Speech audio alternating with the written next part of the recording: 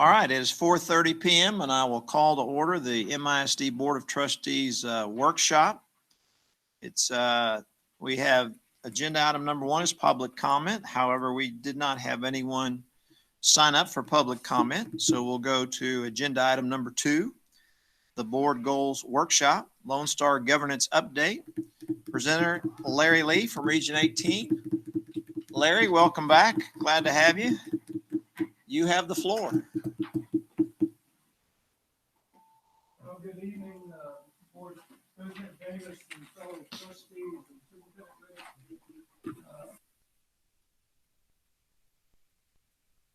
It's hard to be mobile because you gotta. Want me to stick close? You gotta stay close to the mic. Okay, we'll do that. Hold the mic. Hold the mic while you walk around. Okay. There you go. Once again, good evening. Thank you for the invitation for me to spend some time talking to you this afternoon. But most of you know me. My name's Larry Lee. I'm a leadership consultant with Region 18, a part-time Lone Star governance coach, among some other things. It's going to be my pleasure tonight to kind of take you through an update for Lone Star governance. At the same time, we're going to talk about some new legislation that came up through the 86 legislation. And I want to kind of take this view of it. We want to kind of look at where we've been in Lone Star governance, where we are currently, and maybe where we need to go within the process. So once again, I thank you for the invitation. I'm going to do my best. Lone Star governance normally includes everything within the legislation that comes out so that we don't have any extra training for your board. In other words, every board in the state of Texas is having to go through a 3-hour training by September 1st called Evaluating and Improving Student Outcomes, except for the boards that have been through Lone Star governance, and they automatically get that credit along the way. The problem with that is this board went through Lone Star governance in May of 2019, and we've had a legislative session since then.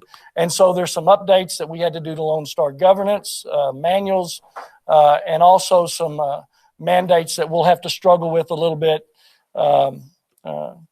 with Lone Star governance. I want to stick pretty close to my agenda for time's sake. I want to start off once again with your journey, at least what I know about your journey that I've been involved in, and give you some kudos. As far as boards concerned, you were one of the first boards that started out with Lone Star governance in late 2016 and early 2017, and you're still on that journey. And that's impressive, taking in the fact that we've had about 150 to 200 boards go through Lone Star governance, and a very small percentage of that had the commitment to stay with that, with the program. I want to give you kind of the current state of Lone Star governance, where we are today in the pandemic, because some things have been halted within this system. And then I'm going to give you a quick review of the training that I talked about, the Evaluating and Improving Student Outcomes, because what you're going to find out is this training is kind of a mini Lone Star governance. By boards like you that's gone through Lone Star governance and some of the advantages we've seen with that, this is something that the state is pushing out to all boards. Now, you'll see in the mandates that they didn't bite the whole apple, but parts of it, you're going to see where all this comes from. So I'm going to go through that training. I'm not going to stop and do the training for you. I'm just going to show you the slides. And in relation, that'll be a chance for you to review the major parts that we talk about in the workshop. We're going to look at the new manual. It's actually the 3rd manual that we've had at Lone Star governance, and I want to point out some of the things that have changed. And I'm going to encourage the board to move into the new manual, and we'll talk about that process and how that will work. And then I believe Ms. Rivera is going to talk to you about a draft of recommended goals as a result of the mandates and maybe some tweaks we need to do along the way. And then I want to talk to you just a little bit about the quarterly progress tracker and the next steps that we want to look at as we go through. So November 2016, Midland ISD commits to Lone Star governance. and goes to a 2-day, 16-hour workshop with the guru of Lone Star Governance, A.J. Craybill, and one of the first in the state. Now, I'm not going to lie to you. The district was pushed a little bit into the training, but it certainly wasn't pushed in or mandated to do the training, certainly wasn't mandated to implement the training. And you've done all of those things. The biggest drawback to getting school districts to go through the training is just that fact, 2 days and 16 hours. And that's been the biggest holdup, and we've made adjustments along the way, but we still think it's extremely important for your school districts to have all board members on board with Lone Star Governance, because the work's hard, can't be done without that commitment. In January 2017, that was 2 or 3 months later, I sat with you as you developed your goals and your constraints with AJ, and I was part of that along with this board and along with your administrators and community members, which I thought was a really great process. But you spent another 2 days, a Saturday and Sunday, as I remember real well, because Sunday the Cowboys played and I missed it. I wasn't real happy about that. But 2017 to 20, countless hours of board and staff implementation of Lone Star Governance. It's not an easy system. It's not fun, but it's probably the most important system, doing the most important things you can do as a board. June of 2018, presented LSG candidate forum. Myself and your board president did a candidate forum, which we planned, at least I plan to do again in the near future. This is an important part in trying to onboard new board members to the commitment you made in Lone Star Governance. And so we're gonna go through that process again.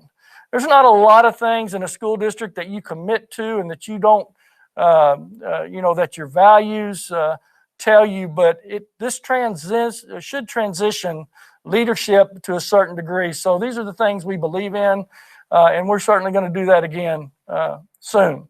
February 2019, you applied and was selected as the mentor district for cohort 1. This is a cohort of schools. You applied as a mentor and was accepted because of your work in Lone Star Governance, a chance for you to share your experiences in Lone Star Governance.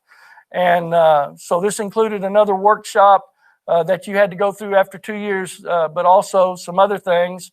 You attended that Lone Star Governance workshop, another 2 days, 16 hours in May of 2019. I was lucky enough to help co-present that. In July 2019, you attended the first LSG cohort conference as a mentor district and shared with the other districts your successes, your failures. Keep in mind, this is a brand new system starting in 2017. We're learning as we go to a degree. It's all built on research, but as it rolls out, we learn different things, and hopefully we're adjusting within the system as you are. And then we sit here in 2020, commitment to update and participate in continuous improvement. And once again, focus on the sole reason we do that, and that's to improve student outcomes. Because we know through our training that schools exist for only one reason, and that's to improve student outcomes. There's not a second reason we exist. If it wasn't for improving student outcomes, we wouldn't have a job to do in the school system and our board members. So extremely important and the basis of a Lone Star Governance. I pulled this from a pamphlet from TEA, and if you'll see, Superintendent Riddick is on that, giving a little information about Lone Star Governance and what it's meant to Midland Independent School District. But what I want to throw your attention to a little bit is the chart. What that is, the light blue are districts that have implemented Lone Star Governance to a high degree.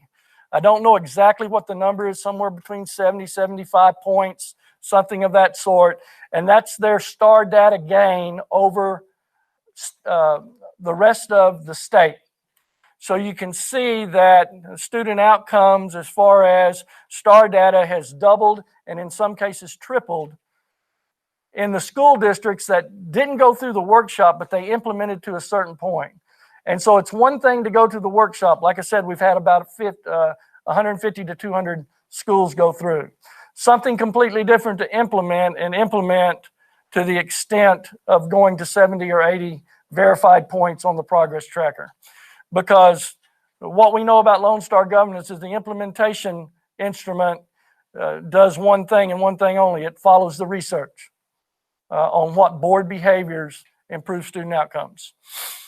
To give you a little current status of Lone Star Governance, especially in the pandemic, in the light of the pandemic, they've kind of slowed things down. You've got some other probably higher priorities to deal with. Providing alternative means of instruction, your safety of your students and your staff. And so some of the activities such as the workshops, the training, coaches conferences, conference calls, some of the things that normally go on in Lone Star Governance have been suspended during the pandemic. We haven't got information on when we'll continue. Now, this doesn't have anything to do with your progress tracker and continue to do the things that you do. Just has to do with training of new coaches and things like that. We've had some leadership changes. As you know, the guru of all this was A.J. Craybill. He was shipped off to Houston to do some governance work and now is actually not with TEA any longer. He was replaced by Dr. Drew Howard, who was with us a little over a year leading the initiative. Dr. Howard is now the new superintendent at Sweetwater ISD. Certainly wish him well and appreciate the things he did in Lone Star Governance, because I really think he made some improvements in that. We're leaderless at this particular time. My understanding is they do have another person that's touted for that position. In the meantime, our Deputy Commissioner, Jeff Cotterill, is in the interim, and he's a Lone Star Governance coach and is very aware of the system. And so that's kind of where we are, current state of Lone Star Governance. TEA, although has put out, they are still committed to continuous improvement of the initiative, and I expect that we'll pick up where we left off as soon as these first two priorities level themselves out. But I think this is an intentional thing on TEA's part. I think it's good timing for them because of the leadership change, but I also think there's other things to deal with through TEA and our school districts at this particular time. All right, I'm going to give you what I consider to be a Reader's Digest review of the mandated board training that I do with every other school district in the state of Texas. And I want you to notice that this is, without a doubt, a mini Lone Star training. Actually, everything we tell in 3 hours covers the things that you've done in your 2 workshops that took 32 hours to cover. We just don't do it to the depth and complexity. But I think I want you to notice as we go through the impact that you have had and districts like you have had on the rest of the state and what TEA thinks the rest of the state should be concentrating on. And that's involved in this training, and it's involved also in the mandates that have come out of the legislature. We start where it ends. Student outcomes don't change until adult behaviors change. You'll be happy to know our first question is what adults need to change first. Now, Lone Star Governance, that might be an hour discussion for us, but in this, it's about a 5-minute discussion. But we do talk about the importance of leadership, that leadership matters. What you concentrate on a board as a board becomes important to your superintendent, and that filters through your organization. We do a little bit of mindset work, but very little. Of the 16 hours in Lone Star Governance, we spend about 10 hours in mindset because we know something about adult behavior change. What you notice in that top format there is of knowledge, skills, and mindset. The biggest part of adult behavior change deals with the mindset. That's the reason we spend so much time in Lone Star Governance. Of the 16 hours, we spend about 10 hours on mindset because we know Lone Star Governance, like most things that are good, are tough to do. They're not for the weak of heart. And if you don't have the mindset that you're committed to it, like most school districts in the state of Texas, it'll fade off into the sunset. We talked to them about the research. that says that boards working together on student outcomes and monitoring those things lead to better student achievement. We don't do much talking about constraints in this. There's just not time. We talk about inputs, outputs, and outcomes. I promise you we don't talk about peanut butter and jelly sandwiches anymore, but we do go through the process of letting them understand what an input, an output, an outcome is, and who owns those things in the training. Talk about other outcomes versus student outcomes. We talk to them about what's important in schools. If once you're through with this being a board member, what impact do you hope to have? We ask that question. And it comes back almost all time. Well, we want our kids to be successful. We want them to have options. And so then we ask them the question, why do schools exist? They exist to improve student outcomes. And then we ask them the question about the agenda. Look at your agenda over the last 6 months. How much time have you spent as a board on anything that you could consider to be student outcomes? And the answer is normally 1% to 2% of our time we spend on things that we say are more important, are the most important. And so tell me where you spend your time, I'll tell you what's important to you. We go over the accountability system. I'm not going to do that with you, but we talk about the TEKS, the STAR, the A through F. We give them the TEA notion of why A through F is better than pass-fail, because that's in our script. And by the way, there's not less to chance. I've got to take a test in order to give this training. I've got a script I've got to go through. So it's pretty scripted. Talk about TEKS. We talk about the actual STAR question and how that's connected. We talk about the 4 performance levels that we get. This will become important to us as we set our goals. You know, are we going to look at approaches? Are we going to look at meets and above? What are we going to look at? We talk about the 3 domains, and hopefully this is a review for you. Domain 1, student achievement. Domain 2, school progress. Domain 3, closing the gaps. We talk about student achievement, elementary and middle school, only one thing and one thing only, the STAR. In high school and in the district, we have STARs 40%. We have college, career, military readiness is 40%, and we have graduation rate as 20%. That's kind of review of student achievement. How do you become college ready? We talked to them about that. You've been through that. This is new at the bottom, the college, career, military outcome bonuses. This came with the 86th legislature, something to consider from the district standpoint. To be college ready, you have to do that. To get the outcome bonus, the kids have to do that. So what they do is they set a standard for non-economically disadvantaged, economically disadvantaged, and special ed. And for example, with special ed, the criteria is 0%. So every kid you get to this standard that's special ed, you get $6,000 for. Economically disadvantaged is at 20%, I believe. You don't get any money for the first 20%. Anything over that, you get $5,000 for. And then for non-economically disadvantaged, I think is at 20%. Nothing for the first 20%. Excuse me, I think I said that wrong. Economically disadvantaged at 9%. Non-economically disadvantaged at 20%. So we talked to them about that. Talking about military ready, same thing. That was career, college. We talked to them about career. There's bonus connected with that also. And then being military ready fits into that also. Once again, you've been through this training. I just want to give you a flavor of what you're going through. School progress has 2 parts: growth, relative performance. Growth, we look at your 4th grade kid compared to your 3rd grade kid. In other words, what did I score in 3rd grade? What did I score in 4th grade? If I scored approaches in 3rd grade and I moved to meets in 4th grade, I get a point in that system. If I go from approaches to approaches and gain 1 year of instruction, I still get a point. If I go to approaches and stay in approaches, but I don't gain a year, I get a half a point. And if I drop levels, I get 0 points. That's the way that works out. Relative performance is a chance for your school districts that takes a look at your economically disadvantaged numbers and what you're doing to impact as a campus or a district to that. One thing we know that correlates with high numbers of economically disadvantaged kids is low achievement. Now, does that mean every one of them in every school district? No. It just means across the board, if you look generally, economically disadvantaged is a correlate to lower student achievement.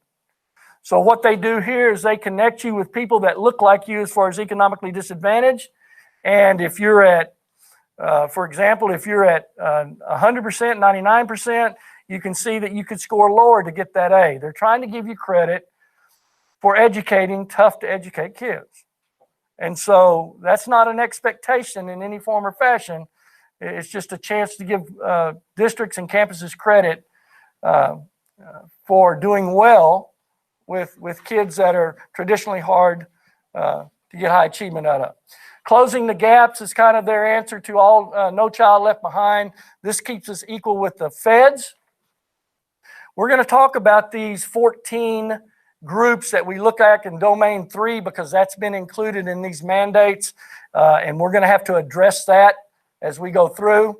But basically, this keeps us equal with the feds. It's in reading and math. A couple of other things. Each one of those have targets. We take the total targets met divided by the total possible targets, and we get a raw score that turns into a scale score. There's your 3 domains. 70% of that grade comes out of 2 domains. We get 1 in student achievement, 2 grades in school progress, and we get the best of that. That's worth 70%. Closing the gap's worth 30%. We talk to them about goals and why it says in the implementation cycle, and when they even put out this training, you get 3 to 5 goals, because research tells us, once again, as you'll remember, if you have 1 to 3 goals, you'll have a chance to get to 1 to 3 goals. 4 to 6, you might reach 1 to 2. Anything over 8, you won't reach any. And once again, that's not specific to every school district. It's a generalization, but that's what the research tells us. This is, the bottom part's new, the top part's not.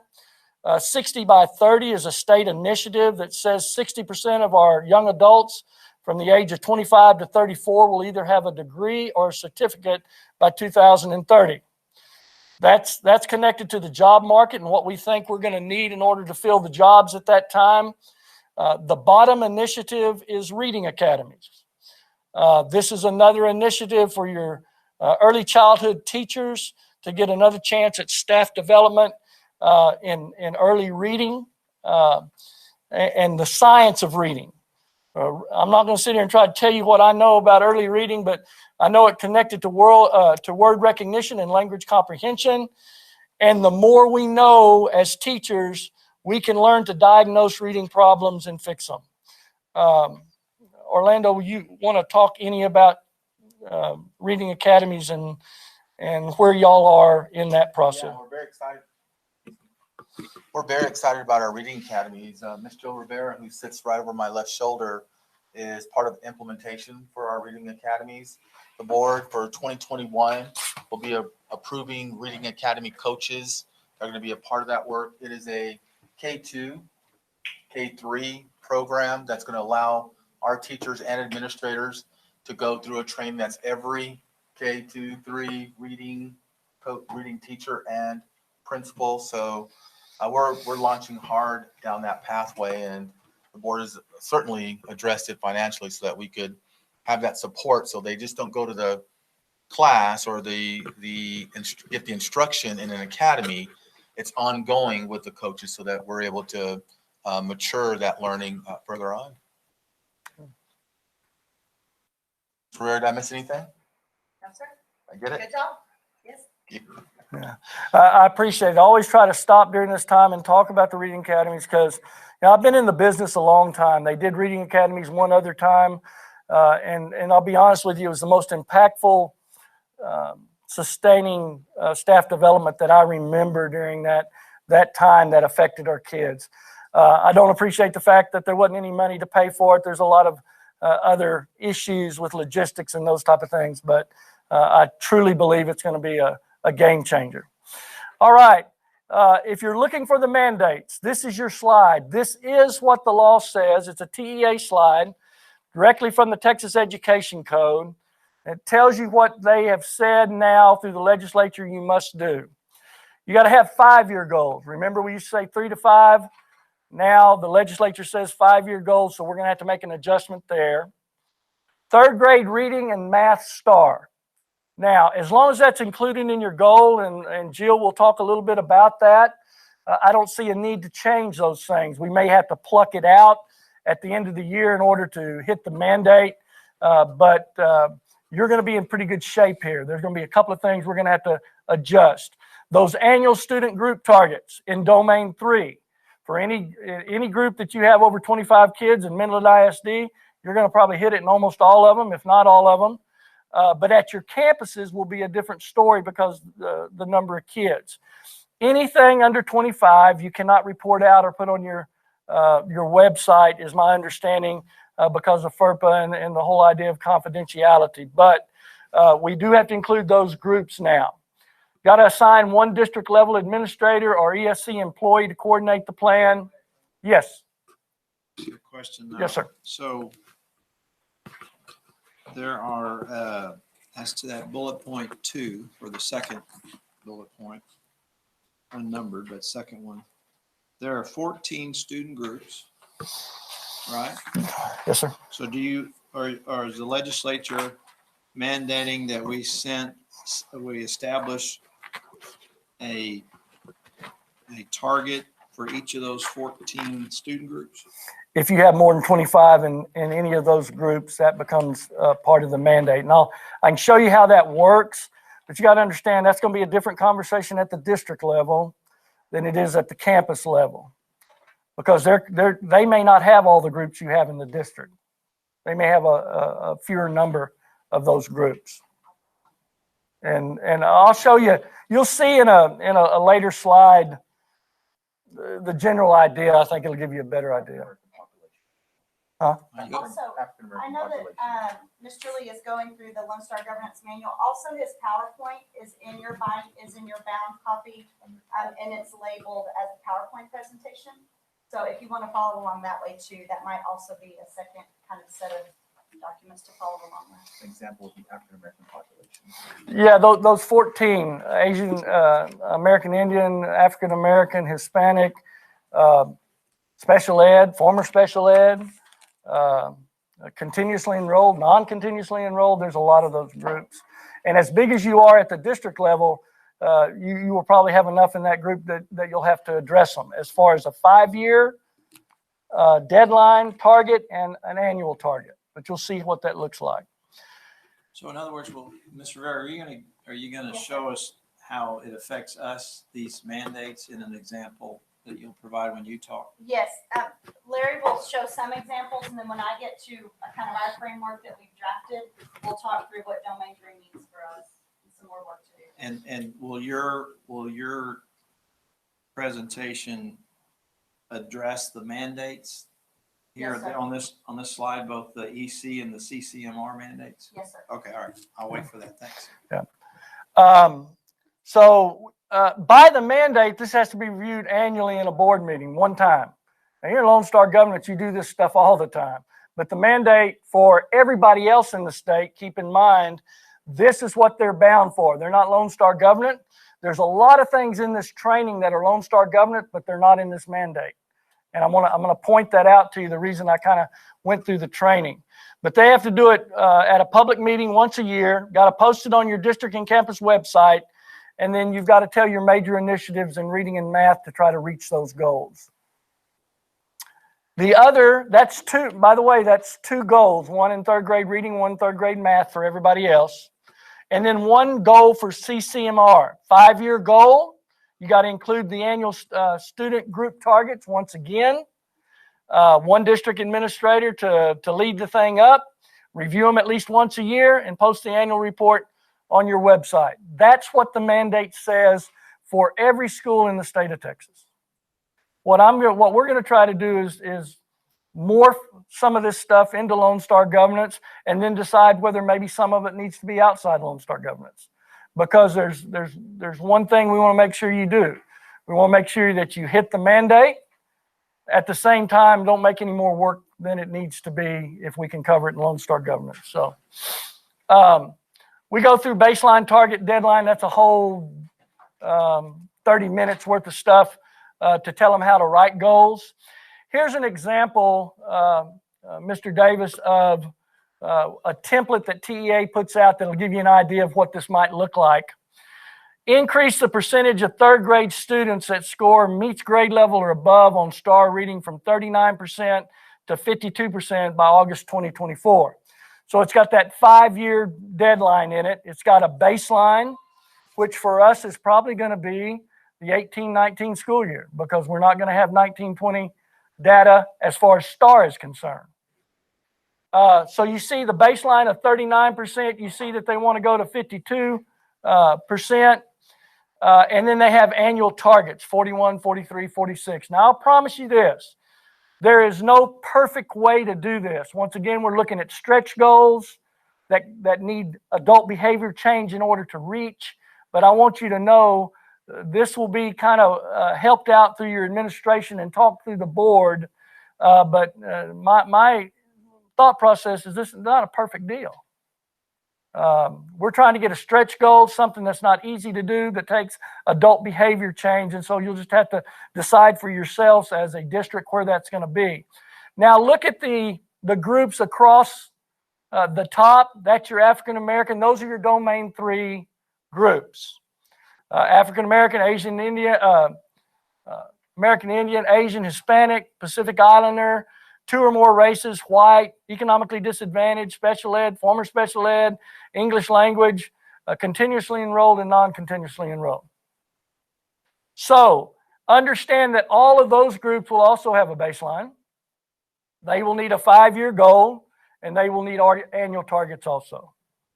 That's part of the mandate. No, Mr. Rivera is going to cover it, but is this what best practices? Would this be an example of a Lone Star governance goal for a school district, or would it be more of an example of a non-Lone Star governance goal for the district? I'll just tell you this way: the people that are not Lone Star governments are going to have a 3rd grade reading, 3rd grade math, and a CCMR goal, and they're going to hit the mandate and probably not do most of the rest of it. What we're trying to do is not interrupt the things you are doing and just make sure the mandate is included in there, because what y'all are doing is much more advanced, and you're monitoring a lot more kids in Lone Star governance. We just got to make sure that we're hitting the mandates also. So why is there not an assumption now that all the groups are being covered regardless in our Lone Star governance, right? I mean, I know that's what you probably said already, but what I'm saying is that we're already covering all those groups regardless of in our Lone Star governance. We just don't have, there's not a single definition per group, but our Lone Star governance covers everyone. Jill, do you want to address that? Because I don't know. I haven't seen that within y'all's documentation about the domain 3 group. So I can address it now, or I can address it later. That's fine. Okay. Do it later. But Yeah, I promise I'll cover that. okay. So this is a template put out by TEA. Keep in mind the bottom numbers have to fit 52% also. So take a look at special ed. What would you guess about 3rd grade reading at meets or above for special ed kids would be higher or lower than other groups? Yeah, probably lower in most cases. Doesn't mean it has to be. Look where they started their baseline. Where did they start? 20%. Where do they want to get to in 5 years? 30%. Is that where we want all students? No, but let me promise you this. You move your special ed from 20 to 30 in 5 years, you've done a yeoman's work with hard to teach kids. So you're going to have to gauge and make sure the math works out correctly because after all, guys, all those groups are all your students. And so 52% both directions. Here's math. Different examples, same thing. And by the way, these are TEA slides. It's very instructional that they say 3rd grade students that score meets grade level or above. I would have a hard time coming in as a superintendent and say, guys, we're going to use approaches. That's our expectation. So my guess is most people are going to meet meets and above. I talked to Carver Charter School not long ago about the same information. We talked to them. We talked in the thought that, hey, masters might be something for your school district. Might be something a little bit different for you because of your population. Okay, but from the district standpoint, my guess is most people are going to use meets or above. Once again, you have your groups. It's the same thing, nothing different. Goal progress measures. Another long conversation I'm not going to have with you because you know what goal progress measures are. You know that they've got to have a baseline and a target and a deadline. You know all those things.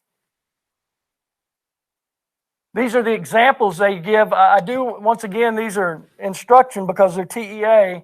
That is your same goal for reading, and those are 3 progress measures. I'll just point out one thing to you.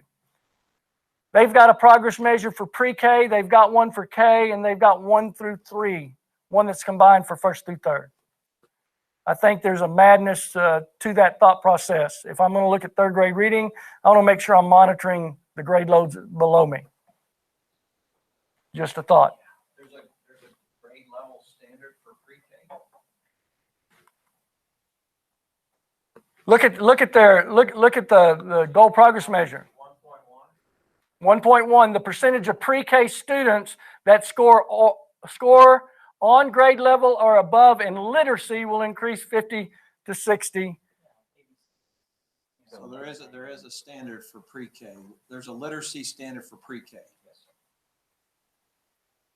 I mean, that's an example. A grade level standard. Would that be calibration wise, is that lower in ours? Well, what that is that depends on that, whatever measure that district is using, that's what they're using as on grade level or above. So ours is sounds, letters, etc. That's what we're But the using. answer to your question is yes, there is a pre-K literacy. Let me take you back to your training about a goal progress measure. The things it's got to have. You know, it's got to have deadline, all that stuff.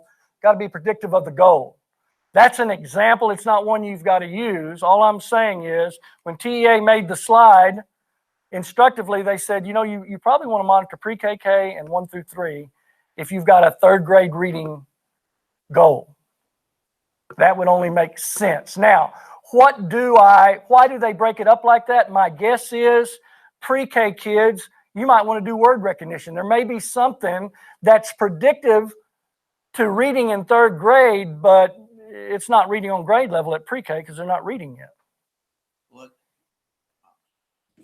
getting in the weeds, I guess, but it seems like a goal progress measure ought to be understandable by anyone who reads it.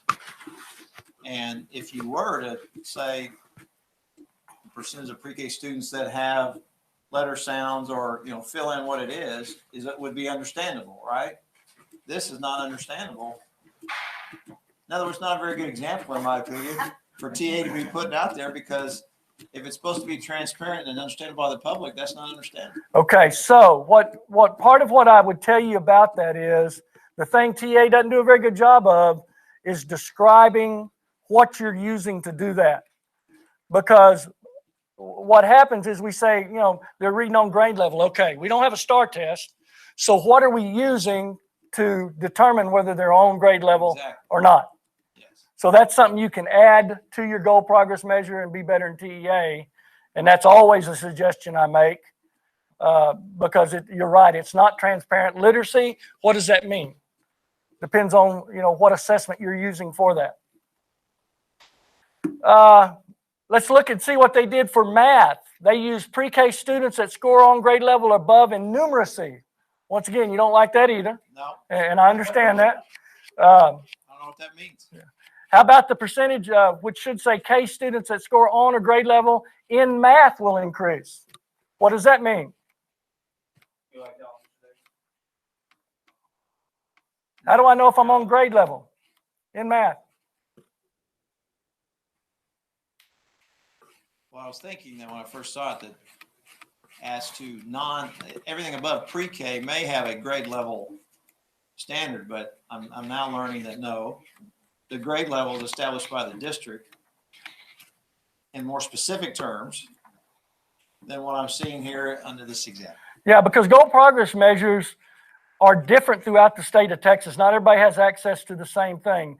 You've got to decide as a district, as you've already done in Lone Star Governments to an extent with progress measures, what are we using that's indicative of the goal? It's not the goal. And this is that whole conversation that we talk about is, look at the scoreboard. Are we behind the first quarter, second quarter, third quarter? How do we know? Because if we wait, if all we're doing is measuring third grade reading, folks, good luck, because we're not going to know that till the end of the year, and there's nothing else we can do about it. We've got to have a formative assessment for that. I-Station, whatever it happens to be. Okay? All right.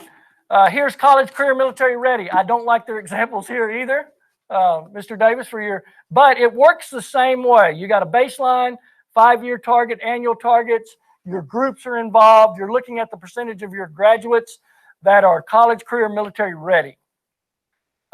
They use special ed graduates that are workforce ready. If you know anything about that, which you probably don't, simply because you're not in that arena, but our students that are seniors that are in special ed, if they're determined to be workforce ready through that process, then they're determined to be college, career, military ready.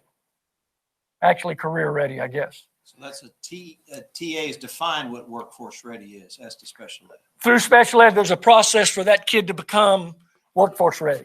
So there's a criteria by which they either meet that That's threshold right. or not. Okay. That's right. And the reason I don't like that, and I don't like any of these, and I think the difficulty with this one is I don't know how often you can monitor that. In Lone Star Governance, we need something we can monitor throughout the year because we got to do that goal 4 times a year. I don't see that information changing often enough for us to monitor. So that's something Jill and I are working through. Now, there are other goal progress measures we could use that you can monitor. Whether or not they're as predictive of the goal, these are pretty predictive, but you're only going to be able to look at them once a year for the most part. So they're not predictive, they're just outcome oriented. Well, look at it this way though, Rick. If your special ed graduates become workforce ready, if they go from 20% to 40%, it's going to raise that goal 3 number. Yeah, but you're getting all the information at the same time. Right. Only once a year at the end. Predictive about it. I agree with that. But what I'm saying is there's other ways you could do it. For example, if you looked at your... I appreciate there are other ways. There are a lot better ways. Okay. Because this is not a good way to have this is not predictive at all. Okay. Y'all have several elementaries. So this whole idea is they set their own goals because they all have their own baselines for their groups plus themselves, but they still have to be supportive of your goal. If I only have one elementary, then my district goals can be, actually my goal progress measures can become my goals for my pre-K, K1 and 2 or whatever the situation happens to be. But when you have multiple elementaries, they're going to have to set different goals because you have high performing elementaries, you have medium, you have low. And so they're going to have to adjust theirs and it's all got to support. But guys, you know as well as I do, Lone Star Governance is a governance situation, but if it doesn't drill itself down, our scores are never going to move. It's got to be all the way down to the students and the teachers. And so making them have goals and be responsible for progress measures and those type of things are vital to your scores going up. So is it recommended that the school board set the campus goals for the campuses, or taken literally the campuses set their own goals? Well, I would have someone on my staff that, because all that's got to be supportive. If we don't, down below doesn't support us to here, we're never going to get to where we're going. So I don't think you can just be left up to them. I think they've got to be included in the conversation for sure. But there's got to be some coordination to that. Our campus executive directors, the supervised principals work closely with them.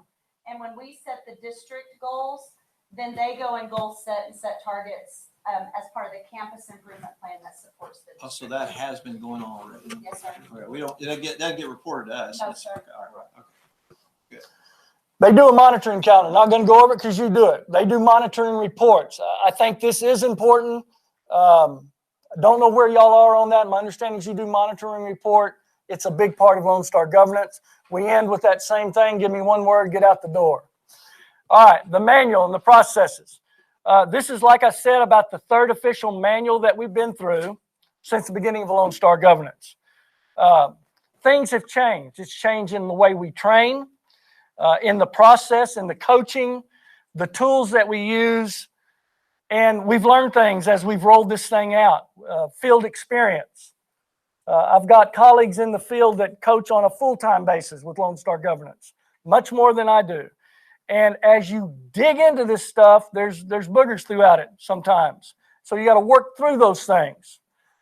We've learned some stuff along the way. So that's the reason the manual had to change. It would not be smart for Lone Star Governance, which is initiative to TEA, not to include the legislative mandates that came out. So when it came out, we had to go through conferences as coaches to implement some of the changes of the legislature into the Lone Star Governance Manual. I don't think they're big changes, but there are some subtle changes in there. Let's take a look at the new manual and just let you know what's in there. This is in your material if you want to follow along. Updated research. This is mostly the same research, but there are some updated research references in there. On page 8, I want you to look closely at what it says about coaching. There's two main things they found out about those 31 schools that have been successful in implementing Lone Star governance and saw those gains. One of them is the percentage of time you spend as a board in student outcomes on your time tracker. The other one is to have a Lone Star governance coach to help with the implementation. Revised integrity instrument. I think there's two reasons this happened. One was leadership. Dr. Howard come from a superintendent background. He thought there were some things that could be streamlined, done a little bit different. Of course, he didn't change the main things, but he made a few changes. Instrument changes the progress tracker slightly. This has been rolled out to several school districts. We're seeing very little change in your scores that are verified by coaches. Very little. New templates to match the mandates, new improved time tracker on page 30 that we'll go over, and then a new monitoring calendar that also has some mandates with it. And then, of course, the superintendent evaluation is looked. It looks a little bit different, but the same idea. Not much change there. Some of it's just rearrangement. Drew didn't understand why time, for example, wasn't under accountability, and so they made some streamlines, some moves. It's a lot neater, I think, but the standards are still there. They may be in a different area, but they're still there. More descriptive area. Inclusion of the mandates of the legislature. Here are the biggest changes that I saw when I went through. Vision 1 under approaches, you have a 5-year deadline. It used to say 3 to 5 because of the mandate. Now it's a 5-year deadline. And they want the month and the year on your goals and your progress measures. That's just more descriptive of exactly when we're going to do it. Vision 2 under approaches, goal progress measures have a 5-year deadline. That used to say 3 to 5 years. And the domain 3 groups in both of those have been added to the integrity instrument because it's in the legislature. Vision 4, constraint progress measures. They want the month, year, annually targets. Accountability is moved. The time is moved to accountability. The biggest correlate that we found in those 31 school districts was the amount of time that they were spending percentage-wise as a board on student outcomes. Accountability 2 meets focus. The staff use tracker, there's just some clarification. Some people were thinking you had to do that on a monthly basis. You don't. You do it on an annual basis. I actually voted against not doing that at all, but I got voted out. So But you have to keep track of it monthly in order to report out annually. or you got to estimate it, one or the other, or you got to do it 1 month and extrapolate it over 12 months, if you know, or maybe do 3 months and take an average. There's other ways to do it.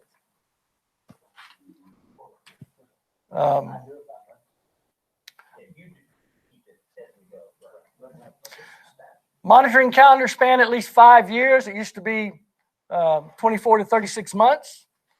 And once again, current experience shows very little change in your implementation scores once they're verified.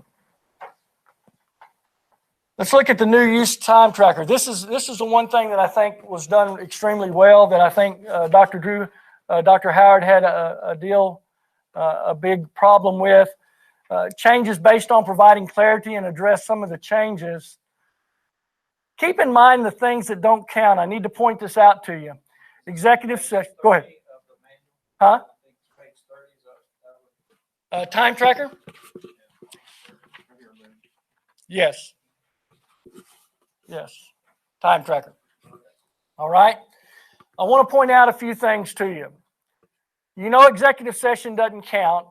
This whole idea about time fulfilling statutory requirements in public hearings, forums, and comments. You know, we had a change in public comments with the legislative session also, right? As a school district, you had an option of public comment being just on your agenda items or over anything like it's always been. Statutory required that you at least have public comment over agenda items. That's a statutory requirement. By policy, if you allow other people outside the agenda to speak on issues, that becomes time that's other and not excluded time. So they created disincentive for districts to allow public forum speakers to speak on non-agenda items. Is that correct? You could look at it that way, or you could look at it, they were trying to give the school board an advantage in public forum, and instead of just any comment you wanted to make on any subject, it had to be on the agenda in order for them to speak about it. But that's a policy decision you make as a board. I'll tell you this, my experience tells me most people are still doing open public forum just because. But time spent on other is a bad thing for purposes of your school, not a good of your percentage of time, yes. Okay, so in the past, we counted all public forum time as negative time basically in the tracker. But now you're saying if it's on an agenda item, we don't have to count that time. It's just anything that doesn't cover an agenda has to be counted. This is one of those coaching deals. Public forum, until this last legislative session, has never been a requirement. So if you decided to do public forum, it was other time in the time tracker. Now you got a statutory requirement to do at least what's on the agenda. They won't count that, but if you open it up, they'll count everything else. But if they're commenting on something on the agenda, it doesn't count against you. That's right, You have because 10 people in public forum, half of them do an agenda item, half of them are complaining about the color of the whatever. The secretary needs a raise. Double. triple.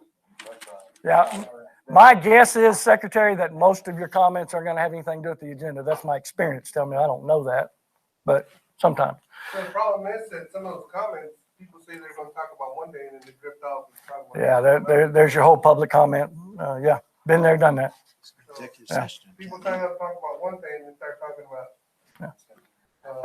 That's your board president's responsibility. Let's look at what counts as student outcome minutes, because Drew was very specific about, you know, we're not counting some things that we want them to do. Why don't we count those things? And AJ's deal, well, it's not connected to the research, but it's good practice. So they went back and forth a little bit. Early results that show that heavily correlated to that. So just real quick, I know my time's up for this part, but let's look at the time tracker and what counts and what doesn't count. They're trying to give you credit for some things that they want you to do that in the past perhaps they haven't. In the first tab. On the The bottom, manual. different format, a lot easier to do, but you get minutes for setting outcome goals, GPMs, constraints, and theories of action, for receiving, discussing, and voting for monitoring reports according to the monitoring calendar, performing board self-evaluations or progress tracker, we take that off, receiving or discussing monitoring reports. There's a limit to that. Once again, it's not about throwing a bunch of data at you. It's about those specific goals and goal progress measures. hosting two-way communication between the board and communication meetings on student outcomes and constraints. If it's once again, it's got to be a board meeting. Recognize accomplishments of your kids and your teachers if it's related to your goals or goal progress measures. So that's really, in my opinion, that's kind of the struggle more than anything, is the time and the percentage that we spend on student outcomes. Unfortunately, it also happens to be a high correlate to what we're seeing roll out of Lone Star governance and the people that are being more successful than others. Let me ask you about that last, because I'm not sure what Mr. Howard would like to get us credit for now, but maybe the simplest one: minutes recognizing the accomplishments of its students and staff regarding progress on student outcome goals. So if we, I mean, obviously, let me just give you a specific example. What if we recognize, we have a portion of our meeting dedicated to recognizing the top 10 graduates of each of our high schools? Is that included in this category? And it's in blue, or is it other in orange? It's that other in example. orange. It's in orange? So we have a graduation goal. Graduation rate, here's where it gets into the whole thought process of, is it directly connected to your goal progress measures or your goals? And if you can make that argument, I think you could count it in there. But just be mindful not to play the game that everything's kind of connected to what we're doing. That's not the intent, and that's not what the research says. The research says spending time on goals and goal progress measures and monitoring reports, setting goals and monitoring those things. That's what changes. I would share that one could apply, because you're talking about kids who pass AP exams, potentially pass TSI, that are college and career ready, and we're recognizing for being in the top 10, but we're not saying all those other things that led them to be in the top 10. There's a national merit finalist in that, so meaning, some of those kids met 5 or more AP exam success rate. So we're not saying all that about our top 10, but our top 10 are certainly meeting all those criteria that are listed in our college, that will be listed in our college and career military readiness goal. So that would count. I don't know if you recall when Scarborough. But Larry's going to grade our paper now for starting, aren't you? Going forward, aren't you going to grade our? Verify with you. These are some conversations we'll probably have along the way. All I'm saying is think about what can happen within there. If we spend an hour or 2 hours recognizing our top 10 or whatever that is, the percentage of your meeting, and is that directly related to your goals? I'm not trying to find something to connect it to. What I'm saying is not all conversation and all recognition is related to your goals and your goal progress measure. So I'm going to have that conversation with you. And that's some of the coaching. I'll just tell you, that's some of the coaching specifics that happen. As I coached another one, they were saying, well, we're recognizing kids, but we're doing it before the board meeting starts. They wouldn't open their board meeting until after they'd done their recognition. And I said, folks, look, y'all are sitting in a group and y'all talking about school business. You're in a meeting. Well, rather than obviously swung and missed on that one, can you give me an example or two of things that arguably were part of other before, but now that this has been revised, that is not other, but part of the good percentage? Well, depending on what your opinion is of good percentage, what I will tell you is I want blue minutes. okay. Or how about minutes that just don't count at all? Does that help you too? No. No. I want whatever minutes that. What would be an example that Mr. Howard said we ought to be giving them, quote, credit for doing things that are good practices that they haven't been getting credit before? Two-way meeting, communication meetings regarding Lone Star governance. That was covered before when we had, what do you mean two-way meetings? In other words, we're having a two-way conversation with our community as a board about our goals and our progress measures as a board. Now, this doesn't include a candidate forum where there's just a couple of you. It's board meetings. Okay, I thought that was because we were supposed to do that once a year, you know, at least. So anyway, okay. How do you go about, I mean, we've only done this 3 times, but minutes evaluating the superintendent, I thought that always came in executive session. So how does that count down positive minutes because you're not having executive session minutes? It won't be, I think they put that in there just on the, you know, if I'm being evaluated just by the goal progress measures and the goals, as far as part of the evaluation of what I'm being evaluated on, it's on a piece of paper. If you're in executive session, which you probably ought to be, and 99.9% of the superintendents are, it's going to be minutes that don't count at all. But if you do it out in open, they're going to give you credit for it. All right, I took too long. Bill, you're up. No, I caused you to take too long.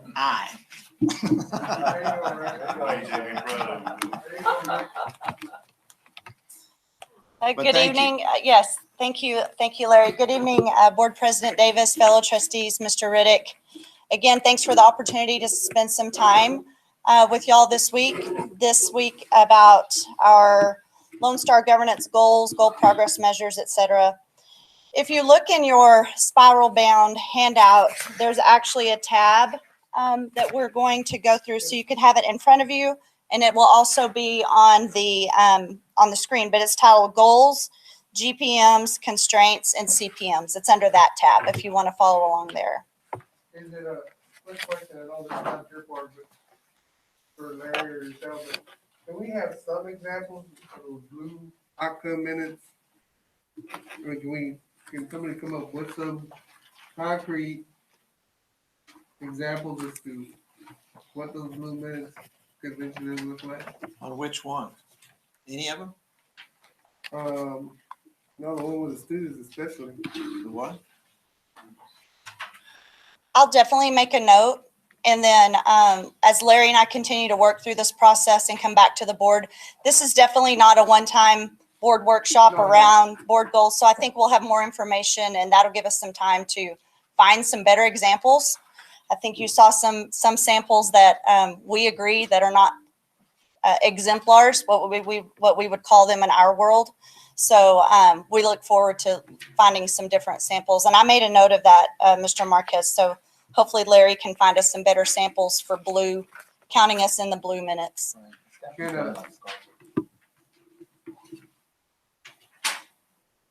Is the speaker good for her? I don't know. Okay.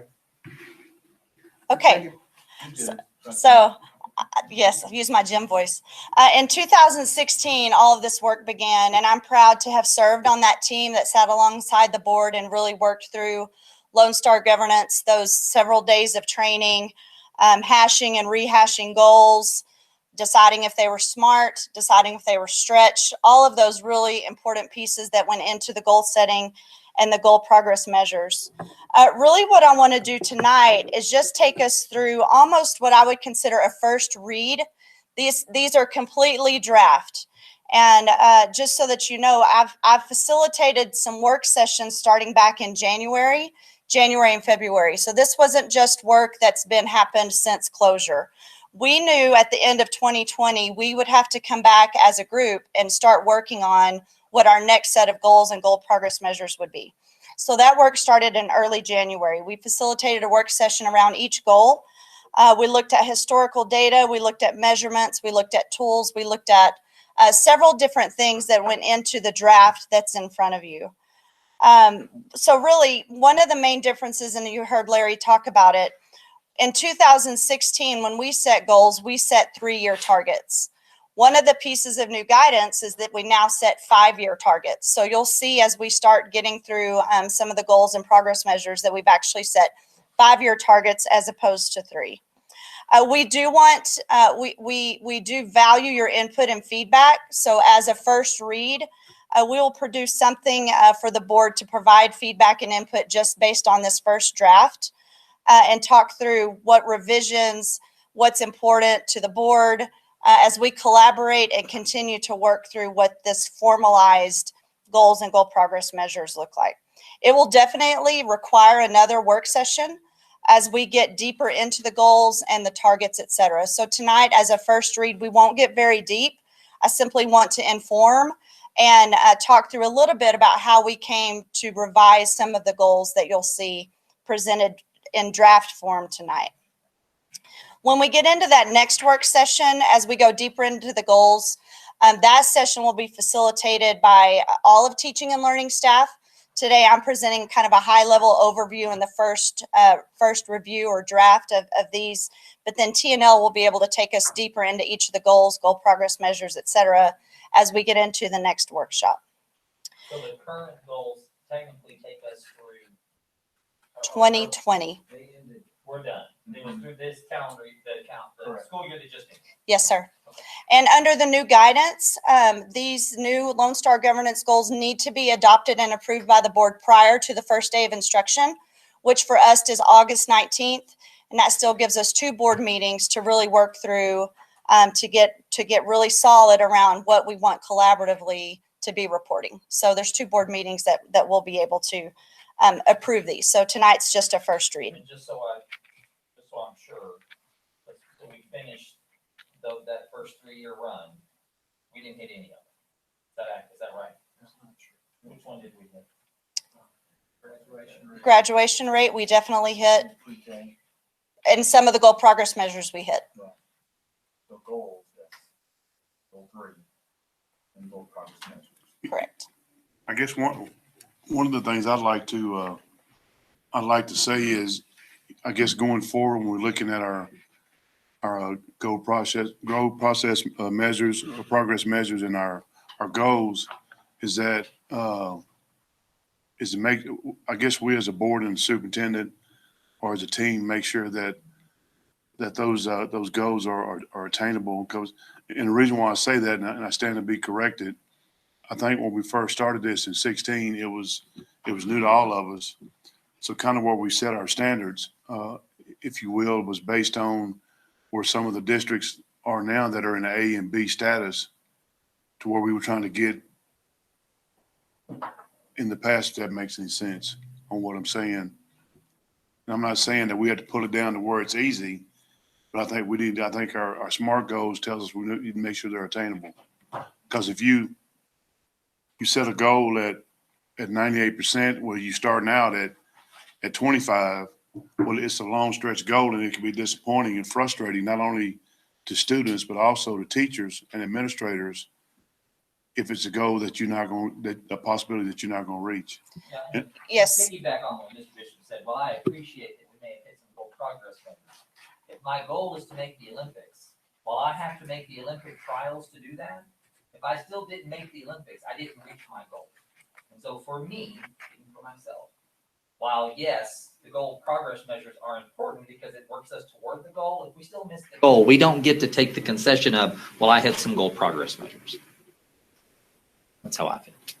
So do you evaluate on the progress measures or the goal? I heard you saying you evaluate on The goal, yes. While I understand that there are metrics along the way, that the goal progress measures help us to attain the goal. The goal shouldn't be the goal if we're going to be satisfied with it, what the goal progress measure was. Yeah, And I no one is appreciate this. satisfied with the goal progress measures. And what we found is that in some instances where we met the goal progress measures, but did not meet the goal, that they weren't nearly as predictive as we had hoped that they would be. Because if you meet your goal progress measures, then they're supposed to be indicative that you're going to meet your goal. And if you don't, then they weren't as indicative as we had hoped they were going to be. And I appreciate those comments. As a regular presenter in front of the board, having to report some of that data, I think we've all learned a lot. So my hope, and I express that the work from T&L that's gone into drafting these, we do feel like are much more realistic. And I hope that you'll see that kind of as we work through each goal. Again, as a first read tonight, definitely with more time to go deeper. So When you say more realistic, I liked your opening remarks when you said you still believe that these goals will be SMART, is whatever that acronym stands for. I forget, I couldn't recite it for you, but I know the concept. and are still stretch. And they are. Okay. Because we still have high expectations, and I think you'll definitely see that when we get to goal 2, the change we made there. And I actually see it as an advantage because by breaking it down by multiple groups, at a longer time, a division by a longer time, that calibration gives us a better opportunity to meet that versus it was a stretch goal for the 3 years. A stretch goal for a 5-year is, I think to me, it's a lot more predictive because you got time there's some adjustment time in there versus a 3-year. Of course, it was new when we started, but I think the calibration point, which I was looking at earlier, my mind was running wild and woolly and fast about calibration, about this percentage and this percentage, and it all equaling out. Even when you got less amount of people, more amount of people, or so whatever. I mean, the calibration point needs to be important because I personally don't feel like it was fair. I mean, now that we went through it, I personally don't feel like it was some of it was fair, and I don't think it was fair to Mr. Riddick and how this was developed because of the calibration, certain calibration, and and the part stretch goal should have been big bold letters across this whole thing because we're really stretching this out because we need to make the improvement. We want to emphasize that we need to move forward.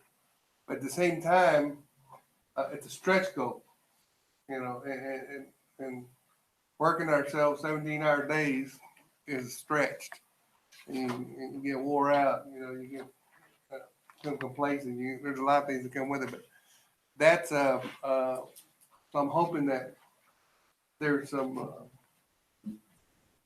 better stuff in it, and it says that long term, just by looking at it initially, that that's going to be better. The work from the team, and when we had this conversation to initiate the work that Mr. Rivera is speaking about, that it meets what Mr. Davis says, right? They're smart and there's stretch built in there.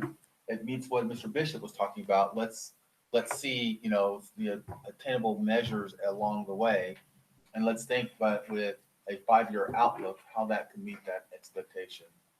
So I'll let her drive on, but it was trying to meet all that rationale as we were as well, setting an expectation of here's what we want the end goal to look like. So it meets the expectation that Mr. Treschetti referred to as let's hit the goal. And I think goal 1 already shows that. So in AE Local, in our former board goals, goal 1 was about the aggregate of K2 students reading on or above grade level. What we've done now is goal 1, the draft, is actually the percentage of second grade students that are on track to read at grade level or above. With those percentages, we have a 2019 end of year score for second graders at 75%. Then our goal progress measures that are going to ensure that our second graders get there are then built by grade level.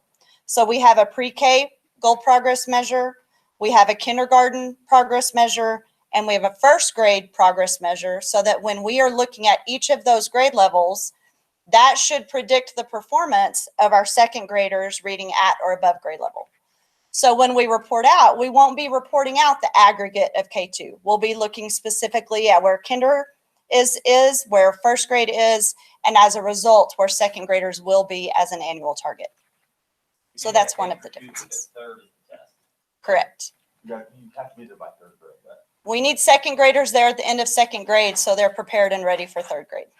That's the thinking behind second grade there. And what was, sorry, go again. That's okay. This is the one I'm going to beat. This is my wheelhouse. Yes, sir.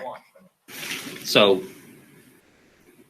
in 16, when did they set the first goal progress measures? Okay, for 17 through 20. January of 17. Okay. Yes. At that time, it was. Do you remember what the percentage was then? Because it was still 85%. We were still trying to get to 85% the last 3 years. Is that correct? Goal 1, we were trying to get to 75% by 2020. K through 2. K through 2. Aggregate. And what was our start in 17? Do you? K through 2. I don't Yes. have AE local in front of me. Okay. I only have where the goal was Okay. to be there. And the 80, So. go ahead. So what we identified through the data was that the goal was getting hit by second grade. Mhm. They were getting to that expectation of meeting that goal. Right. It was the early childhood learner that we were, in the aggregate, it was pulling it down, right? 'Cause Right. Of course, they're learning along the way. They're not coming to school ready. They're So not school meets ready. What you're speaking to, the goal progress measure, you're hitting the goal, but the goal progress measure is pulling you They're down. down. So we said, okay, let's break out the individual goals of pre-K, kinder, first, and let's set the goal for, which I think it's the right one, smart. Second grade, you have to be reading at second grade. Right. And then here are all the standards that go below that. She may have it, I don't know if you have it now, Jill, or we still need to look it up. Yeah, so I'm gonna make some notes and just give you the data I want, so we don't bog this down. That'd be There's great. clearly, Because that's what we want. We want input and feedback from this first read before we go back and pull all of the data so that we can set really like, good for targets. example, I would ask, what's the Texas state average for second grade reading? Right. I would bet that 85% is still low.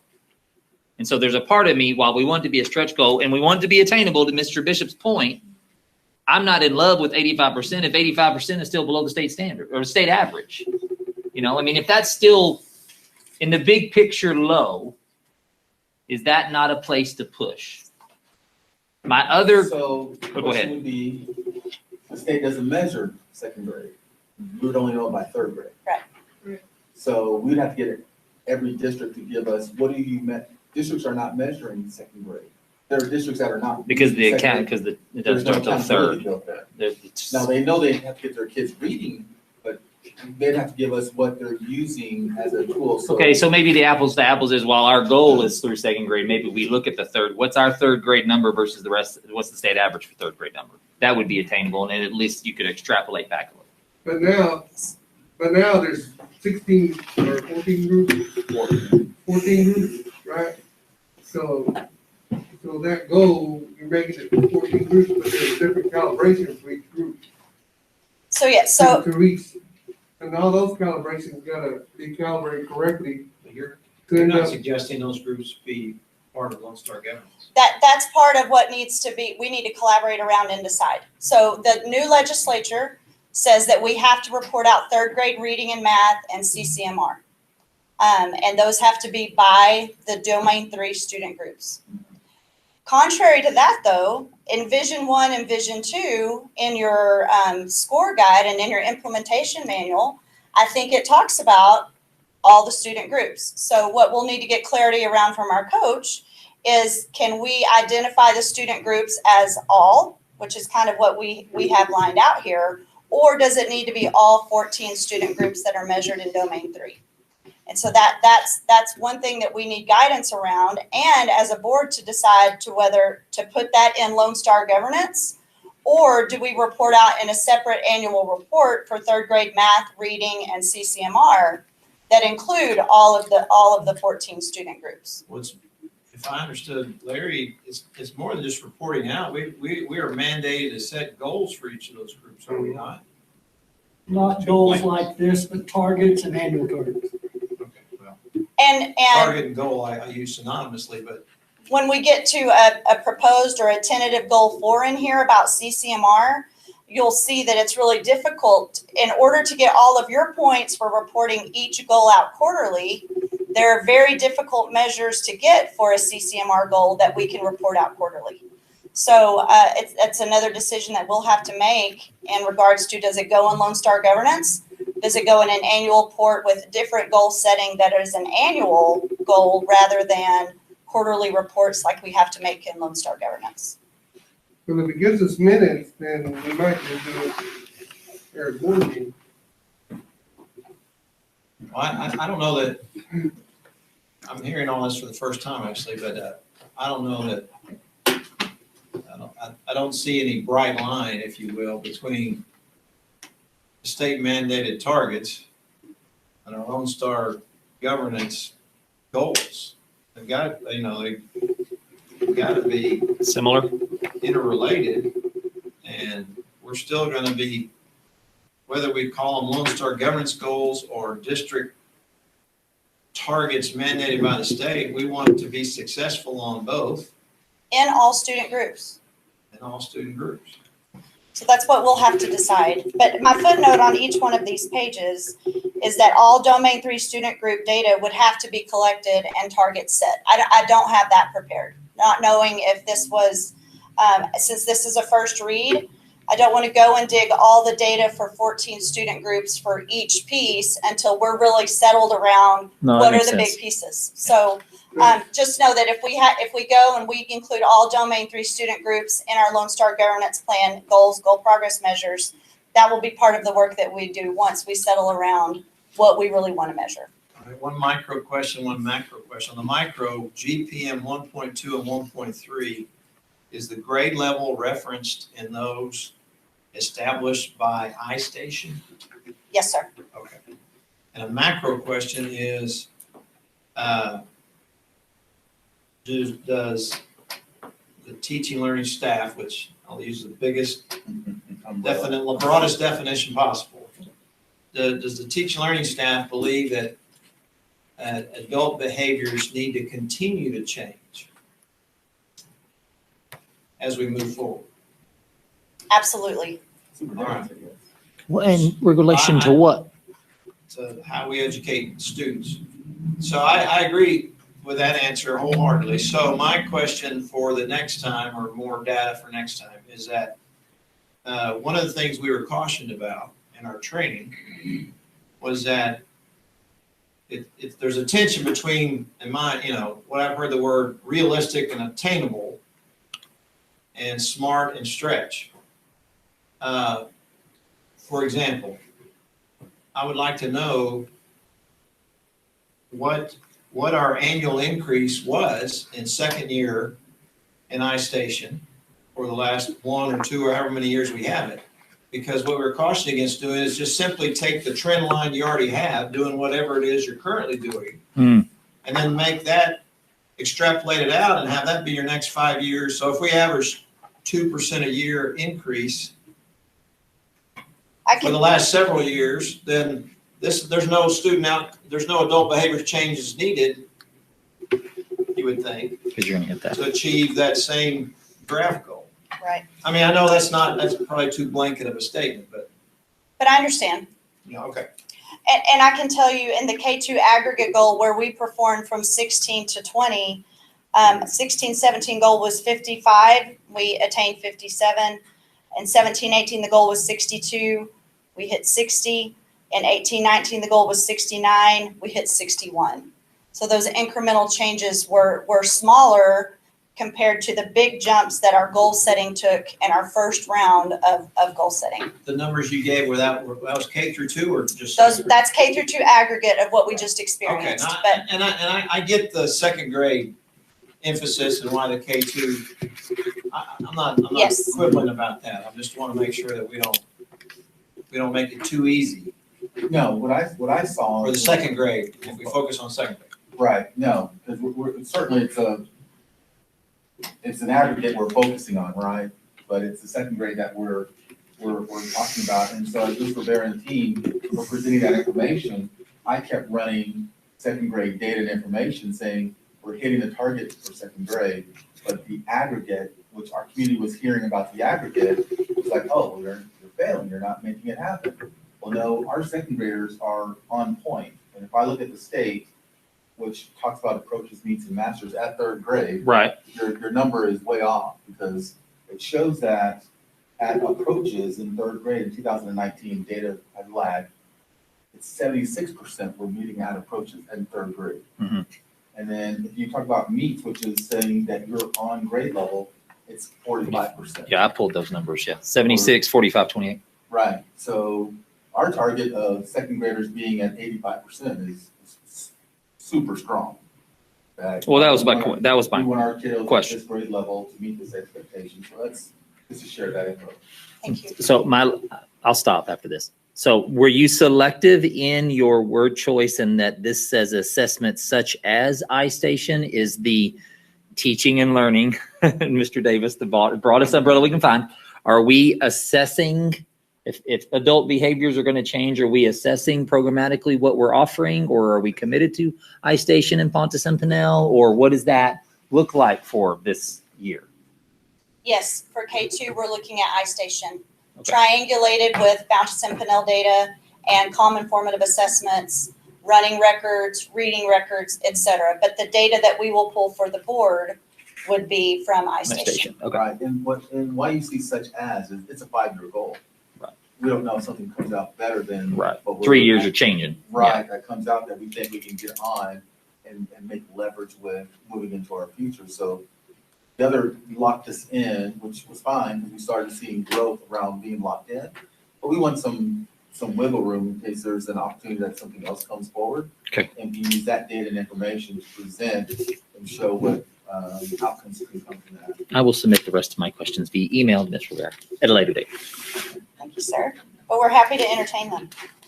So that's just a draft of goal 1. So you've seen kind of where we were, revisions that were made to this goal based on some data and data reporting that we feel like is smarter, but still stretch and will require adult behavior to improve those student outcomes.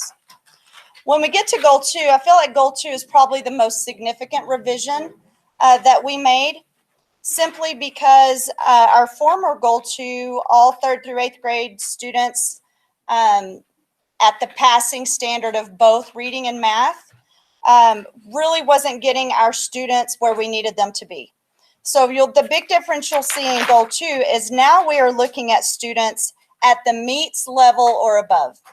And that's really important, because what you see there is potentially the first thing you see without having the full context is you see the percentages have dropped.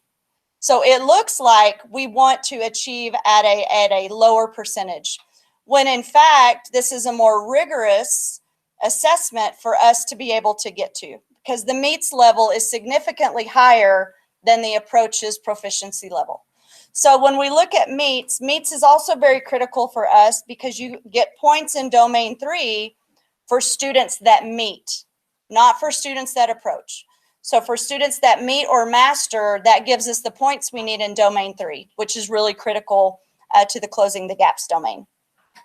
So when you look at goal 2, you notice that it's at the meets level. GPM 2.1 is 3rd through 8th just on reading. Goal 2.2 is 3rd through 8th just on math. And what we did, and I should have pointed this out on the first page, and I apologize, but under the board reporting timeline, that timeline is not filled in yet. But what I did do was try to provide some context or a baseline around where we started when we figured the targets. So if you looked at our meets percentage for 3rd through 8th grade at the meets level on 2019 STAR, we were at 36%. So knowing that we were at 36% in reading, then we went back and set those annual targets for the next 5 years. And then 3rd through 8th grade math, the same way. We were at 39% meets and then set those targets for the next 5 years. Up in goal 2, you'll notice the 2019 end of year meets on both was 25%, which is how we projected out those yearly targets. I do have a question, Ms. Rivera, back on the 2.1. Okay, so at that first one, the 2019 all students reading and meets the 36%. So that was the 19 and 20 school year, is that right? That's 2018-19 school year. Okay, 2018-19. Yes, okay. sir. Because that's the last year that we had STAR. Okay, so going into 2021, we're going from 36 to 44%, is that right? Yes. And in January, when we were still in school, that was logical. Right. When we closed due to COVID, these may need to go back and we may need to do some work there. Well, and I guess that was my question, if that's something we need to look at, since we didn't have that opportunity from January till. I do think it is, providing that the board supports that. So I think that it's a logical request, a logical idea to work around. So now the last STAR data we have is from 2019. We expected students to be around 40% at the end of this year. But what happened in the 8 weeks plus the 4 weeks plus the 4 weeks, before we actually get kids back in school? Fortunately, we will be giving a beginning of year screener that the agency is working on right now. So we will have a much better picture of where our students' slide is during COVID closure, as well as the normal summer slide. So we will have some beginning of year data. That does not help us in adopting board goals prior to the first day of instruction.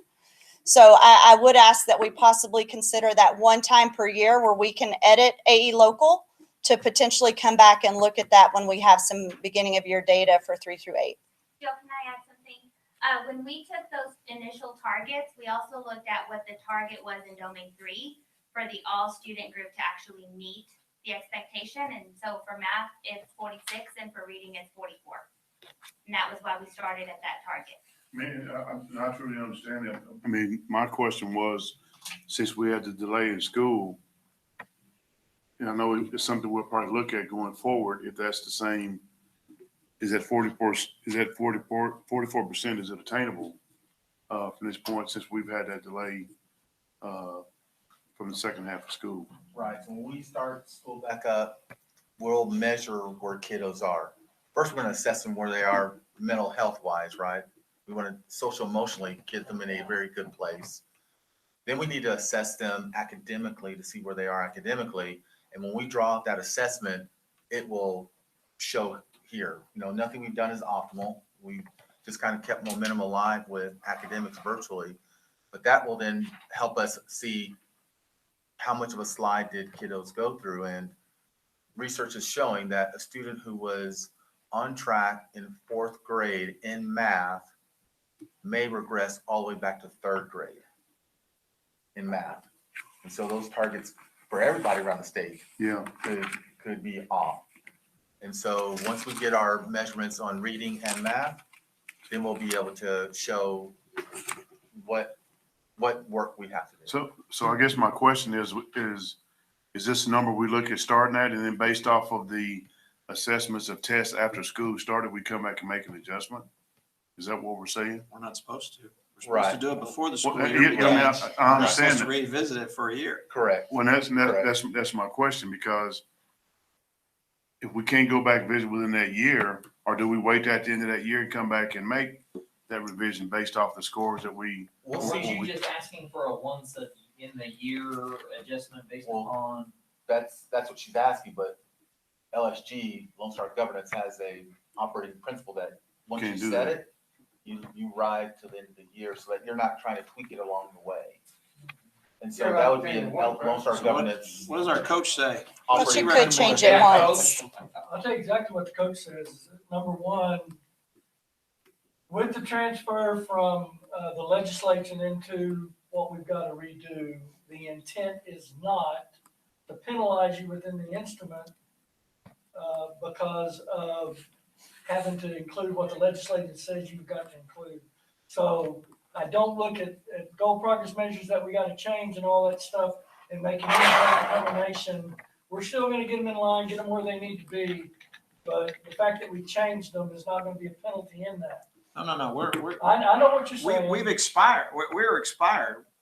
Our goals expired with the end of this last school year because we had 3-year goals. So now we have a fresh slate on which to establish those goals. But is it still either a legislative mandate or simply a Lone Star Governance recommendation that you establish these goals before the start of the school year?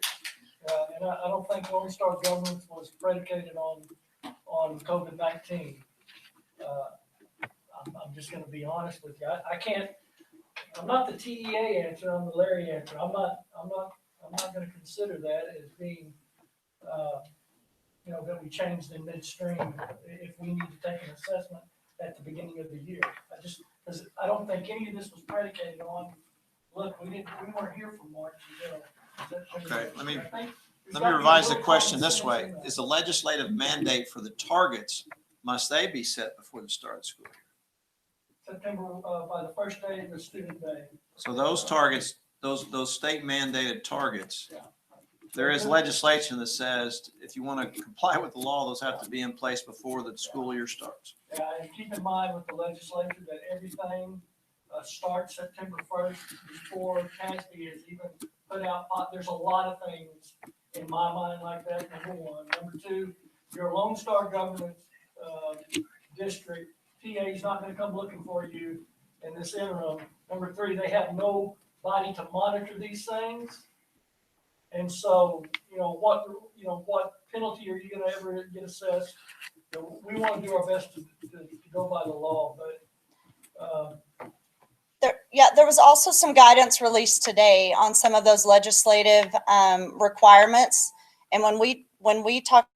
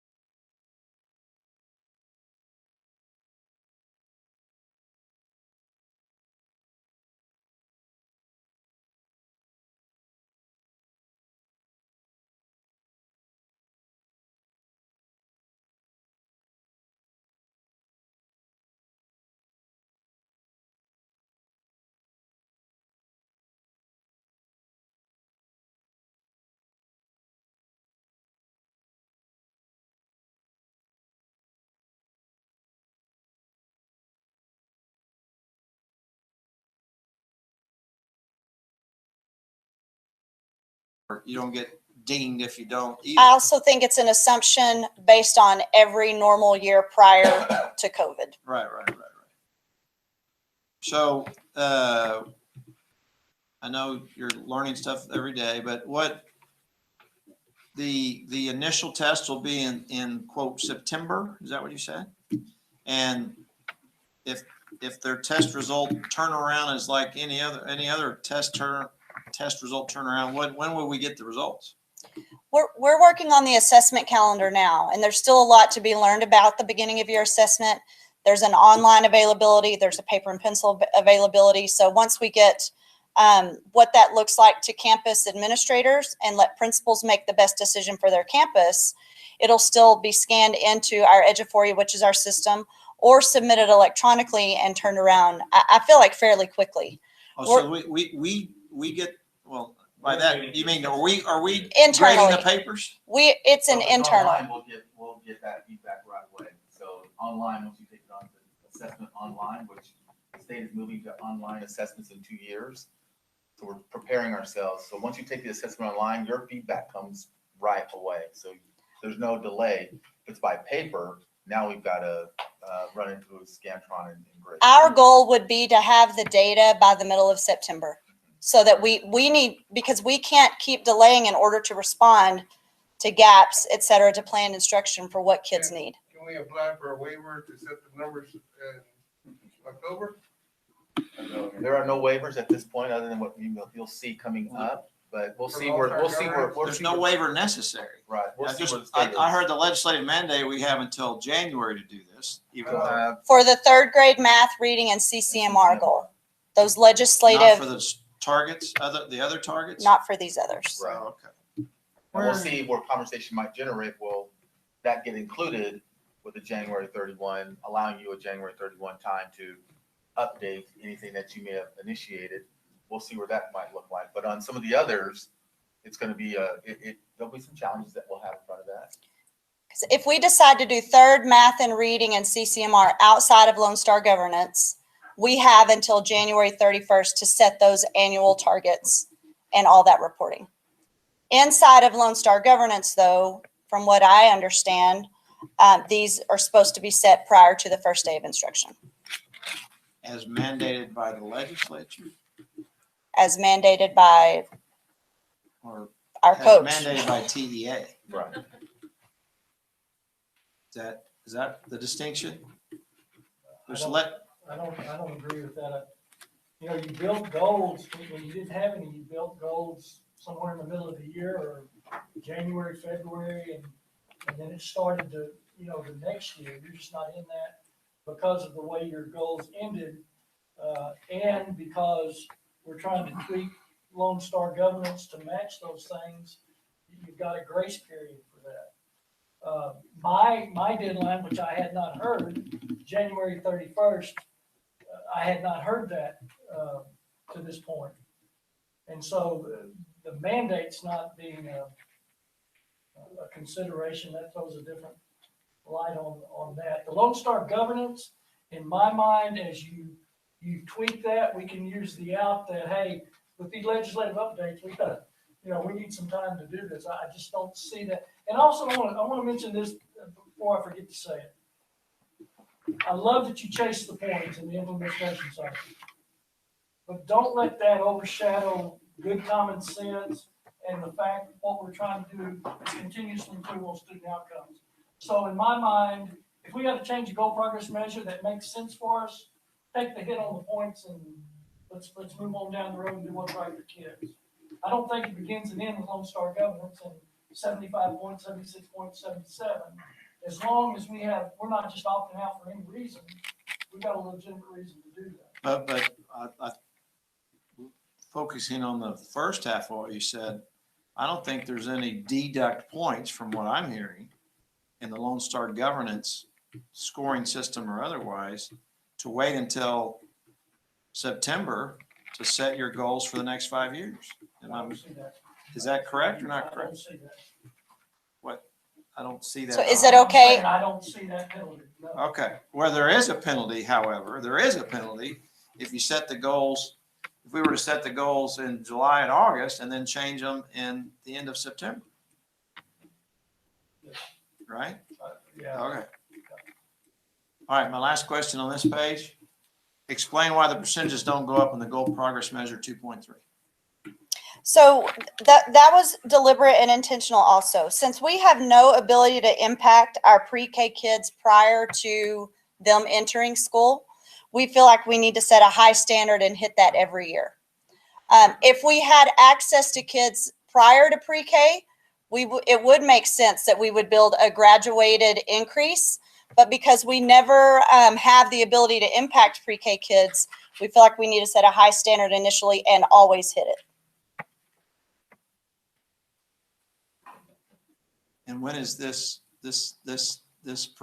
percentage of whether they're proficient is determined at the end of their pre-K year or the start of their K year? This is at the end of pre-K. Would be reported in August. Again, that may be something y'all want to provide feedback and input around. Well, okay. If we don't have our arms around the whole pre-K population, right? Right. We have 800 kids we serve in our pre-K. Is this 2,200 kinder kids that come? Is this scoring the ones that are So that's the in question. the system or So not? this would be ours that we are scoring. So our kids in our system that we control. Okay. 800. This is All right. who this is referencing. Okay. And so coming full circle then, because we don't have any influence on how they come to pre-K, we can only influence them for the 1 year we have them in pre-K? Yes, sir. Okay, all right. Yeah, no way that Okay, I understand that. We Okay. keep them high because we're not certain Right. what's walking into kinder outside of our 800. We need those kids to be high performing. Similar to 1.1 on the reading. We kept that consistent also. A high standard, but since we don't have the ability to impact them prior prior to them coming to us as 4-year-olds, we want to make sure we set a high standard and always get there. Okay. Thank you. Where Sure. in the assessment process, you mentioned screeners. Where in the process does that apply? The utilization of screeners? Beginning of year for sure. So in iStation and in pre-K, the program they use is Circle through CLI Engage. There's always a beginning of year screener that tells us our starting point so that we know how to intervene and enrich to get kids where they need to be by the end of the year. It's also a middle of year and an end of year normally when we talk about screeners. So we usually reference it as what we call a BOY, beginning of year, an MOY, middle of year, and an EOY, end of year. So we find those 3 reference points to say this is when we want to measure our students as we progress. Typically, the end of year is actually end of year. April-ish, Right. May. So end of year is not technically like May 23rd. It's early. However long it takes us to assess. Is All it of those pre-K TEA students. who creates the screeners, or are we responsible? The agency is for doing creating a screener, so they've created these interim assessments that we were able to use over the last several years, and we did start to use them last year as an online assessment. And we gave those as part of our district, middle of year, end of year. And so now we're gonna implement a beginning of year, because now we need something to assess early on and establishing what that could look like. So the agency has what they reference as interim assessments that are used to build this work up. These screeners, as you referenced earlier. As far as being specific on 2.1 and 2.2, do we not identify the reading or math standard-based assessment? We did not. We intend to use the district checkpoints that we created internally with teachers, principal input, content folks input. We've run correlations, and those are very aligned to how we're actually performing on STAR. What those will do though, they'll also triangulate with iStation, Achieve 3000, Imagine Math, all of those support pieces that we've been working on so hard for the past 3 years, really looking at triangulating that data. But when we run the data for the board report, they'll probably come from district checkpoints, or for some of our partnership schools, something very similar to that. So because there's, in education, there's 100 words that mean the same thing, so meets from STAR is grade level? Yes, On grade That's level. on the grade level. closest comparison. Mhm, on Yes, grade sir. level. And so we feel that, we being the teaching and learning, that Imagine Math. If I'm on grade level Imagine Math, we feel strongly that that is compatible to a meets standard for STAR. And if I am on grade level for iStation, we feel that that is a good comparable for meets standard for STAR in reading. Is that Yes. correct? And when we run our district checkpoints, we run those at the meets standard Okay. Then the rest is gravy because you're getting Yeah, absolutely. and above, Yeah. meets and above, meets and above. How often does a district assessment be given? every 9 weeks. We used to do them every 6, and then we heard from our teachers that they needed more time to do what Mr. Davis was speaking to assess, collect your data, and then teach. Well, by the time you did all those things, you were up against another assessment. So we moved our assessments to every 9 weeks. And so does an assessment get rewritten every year? They get reviewed. Because wouldn't a teacher have, if she gave an assessment this 9 weeks, she would already have that data, would have that data to give it this, to know what was being tested on next year? She would, he would, but that's not a bad thing to us. Knowing what is going to be assessed is critical for the instruction that it takes to get them prepared for what's assessed. So we don't. And who wrote the assessments?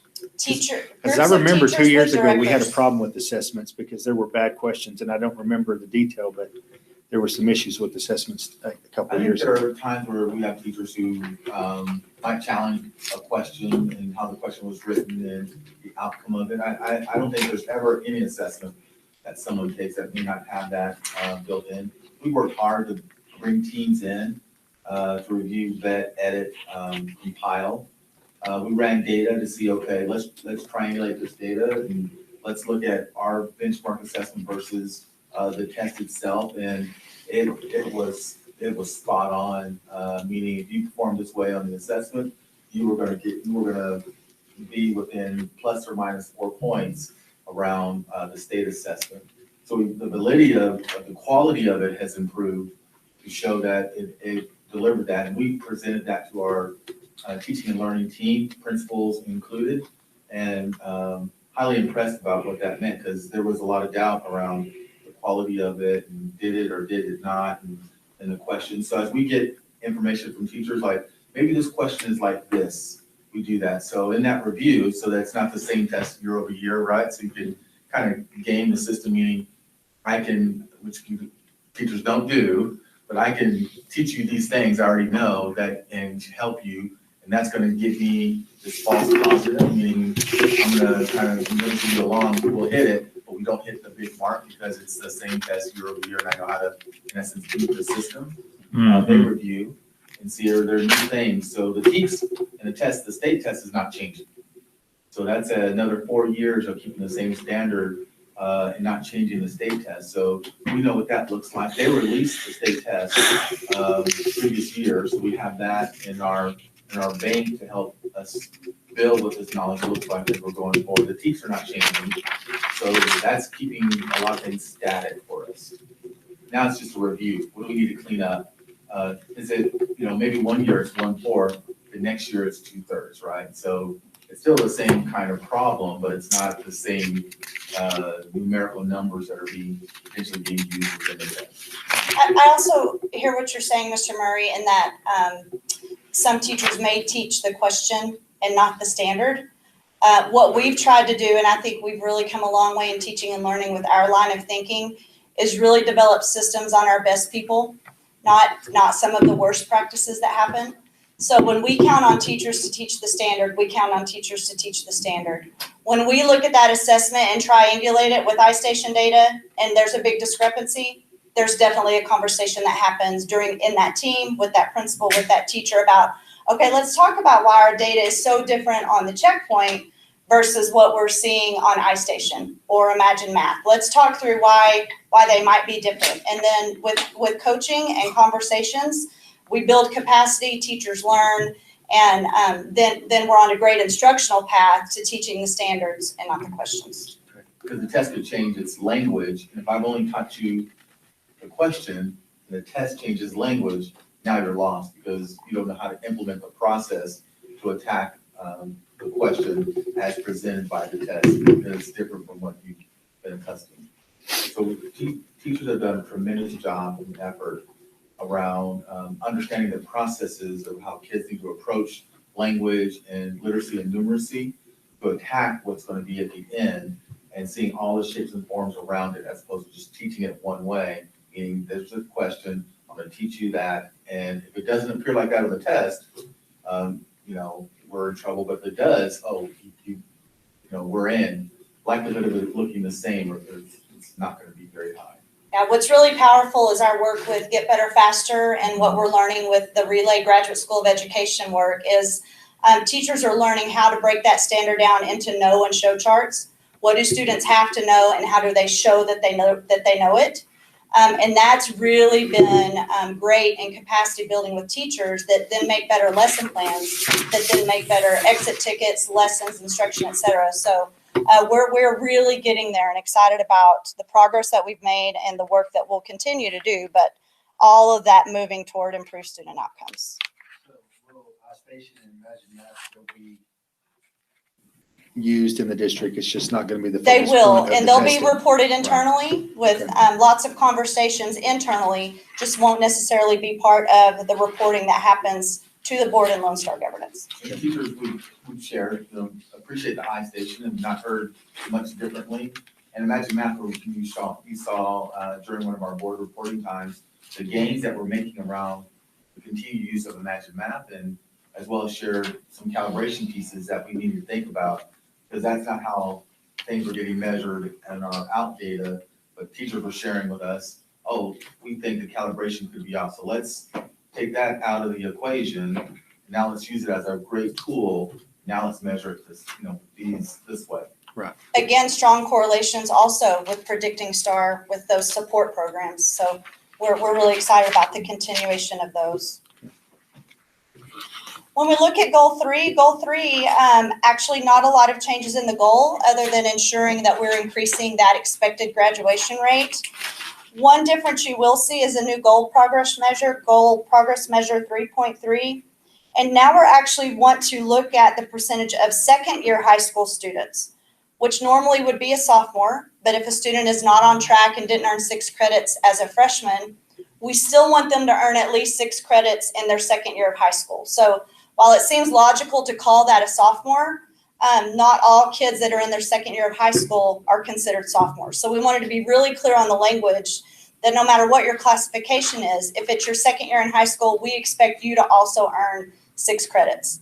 So we've got some baseline data there from the end of year 2019 at 75%, and then set those annual 5-year targets for our second year high school students to continue to earn their 6 credits. What we learned is that we so much focus going into our freshmen that they were hitting it. And then we started to see a dip as 10th graders or as sophomores or as second year high school students. So we want to really ensure that for that 9th grade credits in Algebra 1 to really impact graduation rate, we really need a 10th grade or a second year in high school measure. So that's why 3.3 was added. So, but on the 9th grade, they were earning their first 6 credits. On the new GPM 3.3, we want them to earn at least 6 credits during their second year, or Yes. achieve a cumulative total of 6 credits after their second year. No, we want them to earn 6 credits in their second year of high school. All right, okay, gotcha. Yes. Yeah, that's important. If we only get them to 6 in their second year, we're still not getting them there. Right, So we definitely want it to be 6 in their second year. Yeah. Between 9 and 10. Yeah. Or Well, 9 and to 9. be credit 7, 8, 9, 10, 11, 12. Correct. If a student Ideally. is scheduled to graduate, let's use this year. The student was on track to graduate May of 2020. They don't, for whatever reason, and they're a summer graduate, or as long as they graduate calendar 2020, do they count toward that year total, or is it a true year graduate class in May? Should be a 4-year cohort. They have to graduate by August of the next year. So we can graduate them in summer and still count in a 4-year cohort. Okay. After that is when we have the 5-year graduation rate, which it's a federal accountability. Yeah, look at that parenthetical, it's reported a year later. Right, yeah. We won't know how we did. Makes it until- difficult. Yeah, right. Welcome to education. There's a lag. Right. Good. So if there's no questions, I'll move on to goal 4. Goal 4 is highlighted, and this is one that we've touched on kind of the whole board workshop. So goal 4, we really need to determine how we're going to fit that in. If we fit that into Lone Star governance, and lots of discussions that have happened, we are finding that it's going to be difficult to report goal 4 quarterly because so many of the progress measures that go into goal 4 are annual targets. Much like the discussion earlier when we showed the samples of the GPMs on a CCMR goal, we saw that those are not actually predictive. Those are all end of year kind of results. So these are all in italics simply because whether this goes into Lone Star governance or it does not, we still have to set CCMR goals, have an annual report, and monitor them.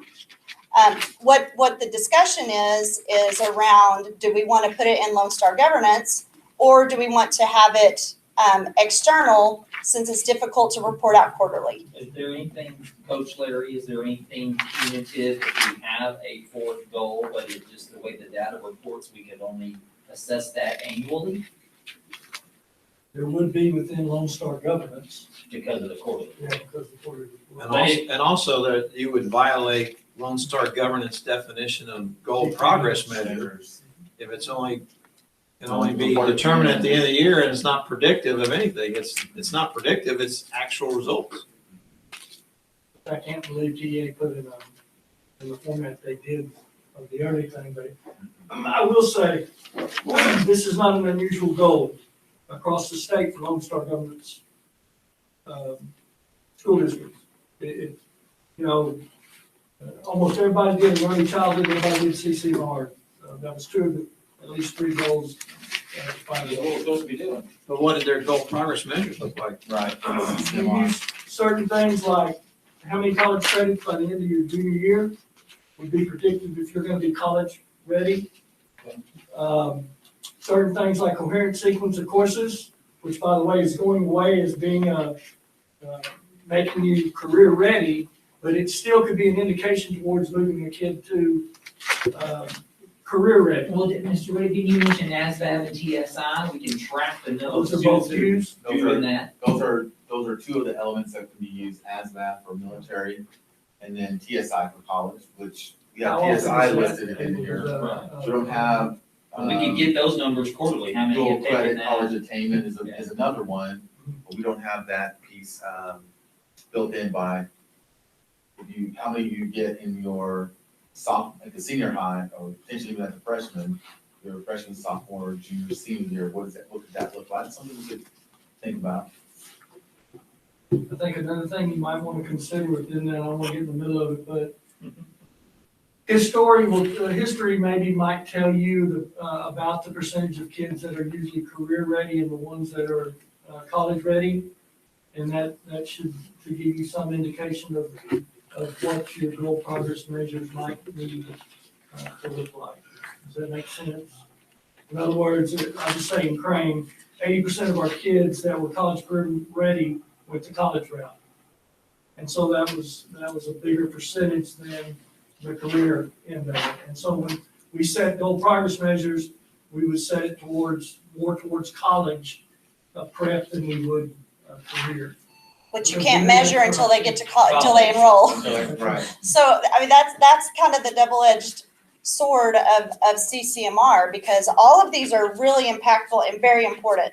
We could look at AP and we could look at the number of students that enroll in AP, but the number of students that enroll in AP doesn't mean that they're going to earn a 3, 4, or 5 when they take the AP test. So I feel like there are some things that we could probably work with, but they're not necessarily predictive of what would happen in goal 4. Right, and so AP has a tool called AP Potential that lets you look at kids by setting a cut score for performance that lets you know kids in this type of class perform this kind of way.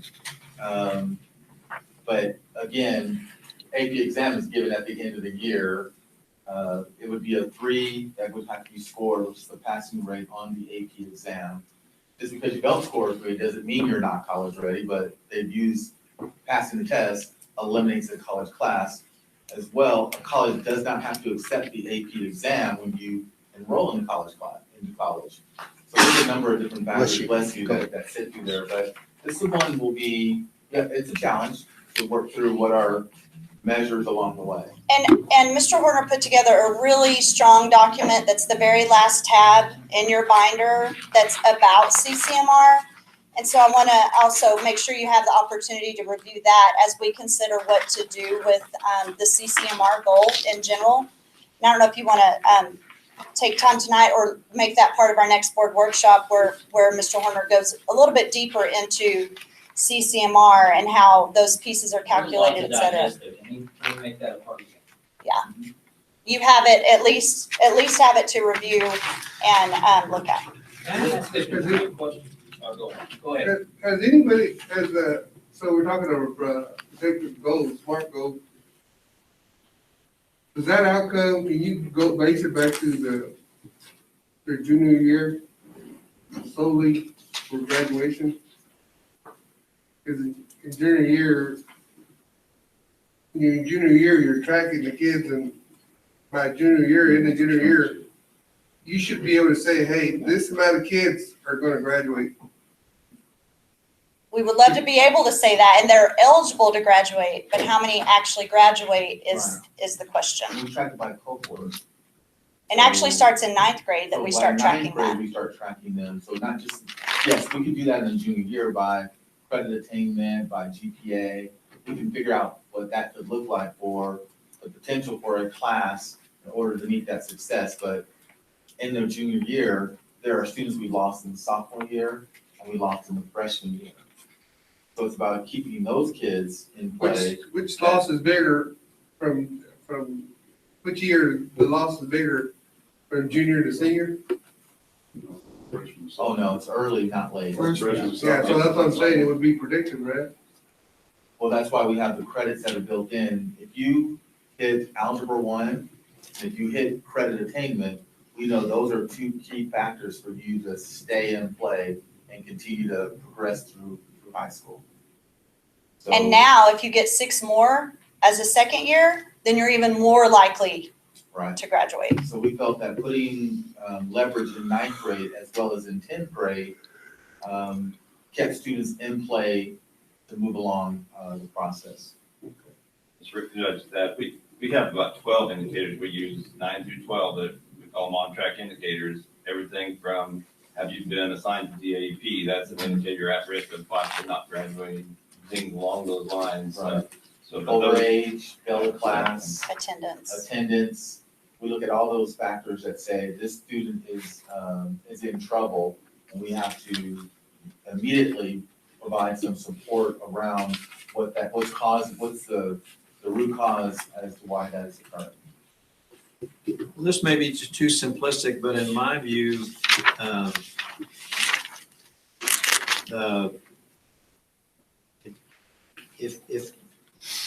if you can't set a goal progress measure that's predictive of the annual result, it shouldn't be in Lone Star governance, because it seems like that's philosophically inconsistent with what Lone Star governance is all about. If, however, I think I heard, if, however, you want to carve out part of college career, military ready, you know, a slice of it that does have predictive factors that you can look at through the course of the year. You mentioned TSI or something else. Mm-hmm. You know, then that may be, we bite off some of it that is consistent with the Lone Star governance concept, and leave the remainder that are not as to our annual targets and comply with the legislative mandate, but not make it part of Lone Star governance. I agree with you there. So what we'd like to do then is, we knew that we may need another session or two. We'd like to then say, okay, here's how we'll measure CCMR. And then based on the feedback that we're getting today around all the other goals, how we work. Yes, we can absolutely start to look at what some of those factors are. I think we have the right ones. Yes. These are our big buckets. We can easily take these big buckets, make smaller bite size. For example, TSI could be the goal we put in Lone Star governance as a CCMR measure, because TSI is a big average that we have in the district that is starting in 9th grade. We can calculate how many meet that criteria at certain points. Without getting into the weeds, I mean, but have you considered all the 14 groups and how, are you gonna be predicted in every group to come up with a SMART goal for this? I mean, or even carving out, I mean, you're still gonna end up, there's one group already I'm thinking about that they barely came up with a standard. I would suggest in Lone Star governance, especially in CCMR, the annual report is divided out into the state requirements, and Lone Star governance not out into all 14 subgroups. We are able to set SMART goals for each one because we do have that data, but those fluctuate even more than the all group does. I would say that the calibration point needs to be real good, because, you know, we need to be able to set a certain calibration point for this percentage and maybe a higher percentage calibration point to be able to make that goal SMART instead of, I think that's probably the issue in the past, the calibration part of percentages and groups.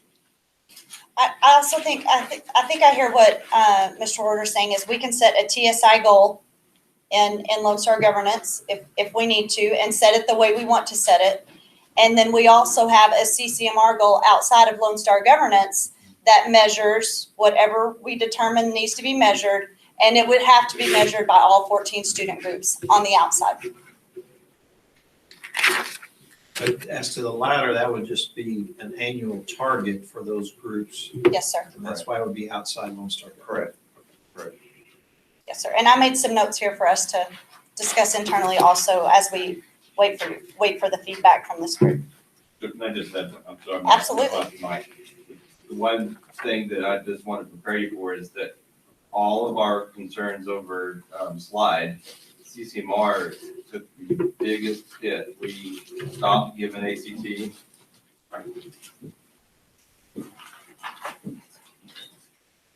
Sorry, just to, so out of all of our data, CCMR data took the biggest hit with COVID-19 compared to graduation rate, for example. Unable to complete some of our dual credit college level skills level because they were not able to be hands-on in the welding lab, for example. Not able to give ACT tests, SAT, you know, those things have been closed out until August of next year, pretty much around. All the industry certifications, AP testing. So every one of those indicators, there are 11 indicators that make you CCMR qualified. And every one of those indicators were severely impacted by our closures that we weren't able to do distance learning. So it will impact the 19 data significantly, which means we'll probably end up having to look at 18 data. Just, and throw out one last thing, it's always a year behind. Even the CCMR indicators are a year behind, like the graduation rate.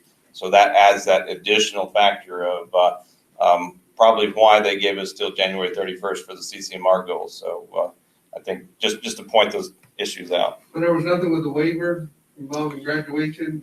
No, so right now, the accountability, we've not been given any break on the CCMR measures.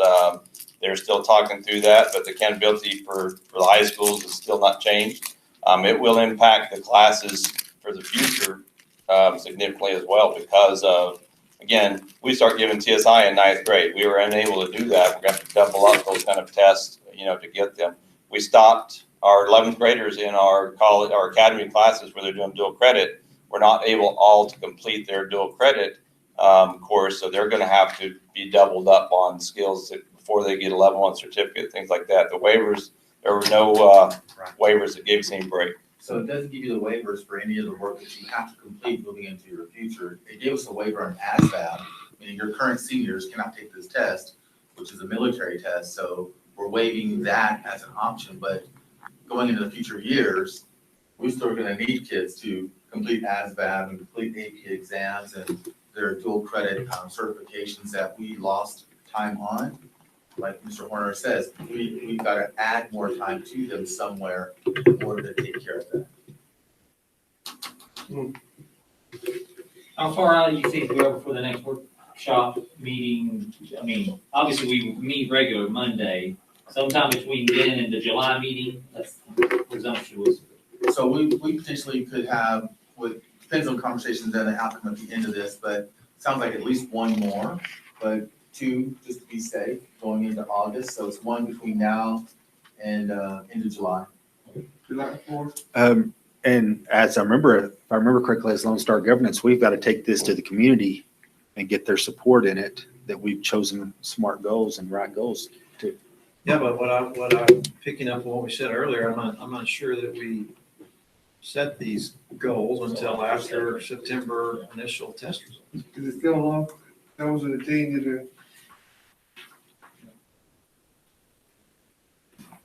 in the manual? Yeah, back to goal 2. You're right, we do need to do that. Yeah, back to goal 2. I do think it's difficult to set those targets, not knowing the significant impact that happened during closure and COVID. So I do think that it's best to wait if the board can support waiting until September, simply because I think we'll have better data. If we set the goal, adopt the goal, and then we were way off, and then we're setting ourselves up again for the next 5 years to never meet, I think that that's a real disservice to the whole process. You know, it's kind of, well. I don't want to cut you off, but on constraints, Yes. I've read through, I mean, I think it's pretty self-explanatory. My question is, it's an obvious yes, but I just want to make sure. And that is, I note that the numbers may have changed a little bit, but the constraints themselves, or the constraint progress measures haven't changed. So I take it that y'all still believe that those are the right predictive measures to monitor in order to see if we're reaching those goals, and there aren't any other other ideas that beat out these? No, I think on constraints, we just cleared up a few pieces of the language.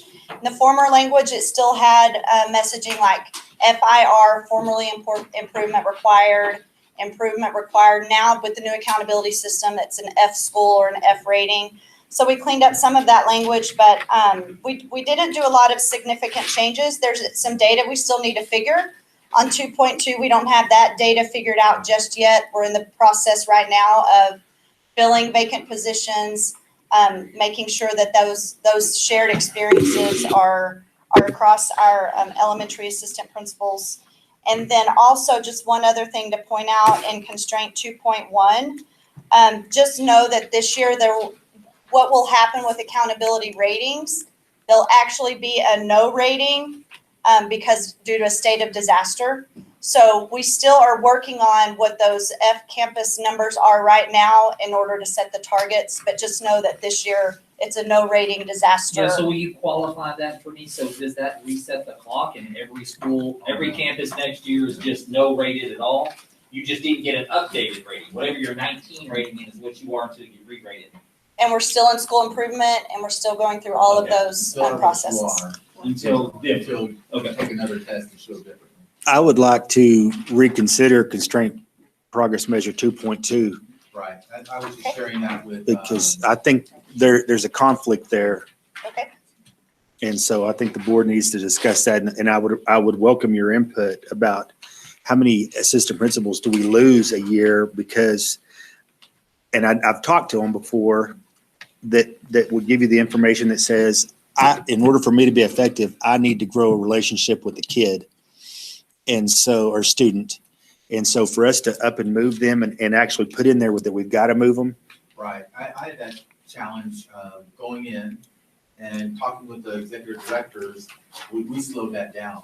Yeah. Because we were moving quite a few people every year and you didn't get that continuity that you wanted to build with under a leader and with the community and with teachers and students.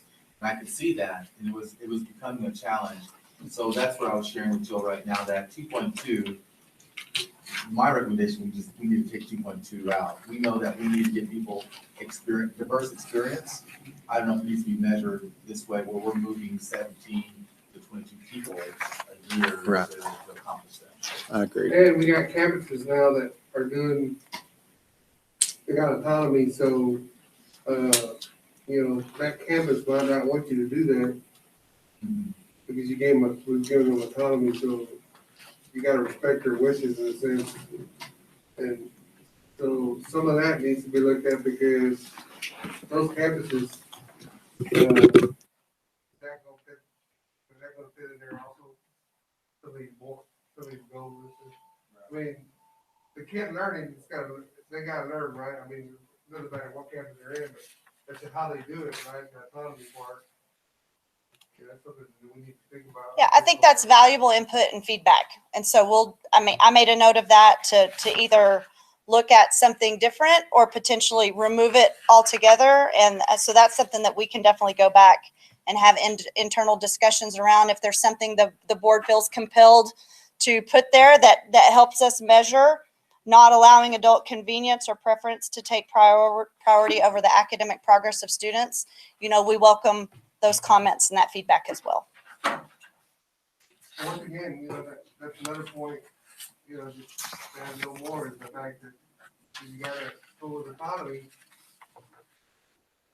Their idea, you might say, well, you're getting paid convenience, but they're thinking they're moving forward because they're doing it different, so. Yeah, but some of the things, I understand the autonomy part of it, but I feel there's some of the things that the board and the superintendent still has a responsibility of setting some of those goal measures. Some of those things have to be set forth by the board in a policy and or a directive from the superintendent based off of not everything's been autonomy, because if not, some people waver from that, and then a lot of times it can get us in the bind. Right. setting the bar is one thing, but coming in before to get there, that's the system of great schools that we're developing, so it's a good conversation. Again, I appreciate the board's time, especially just as a first review, first draft. Really just wanted to put some things in writing for us to start getting our thinking around. And then once we really settle around what we're solid about, goals, goal progress measures, constraints, et cetera, that allows us to go back and then start digging up data to ensure that we set the targets appropriately.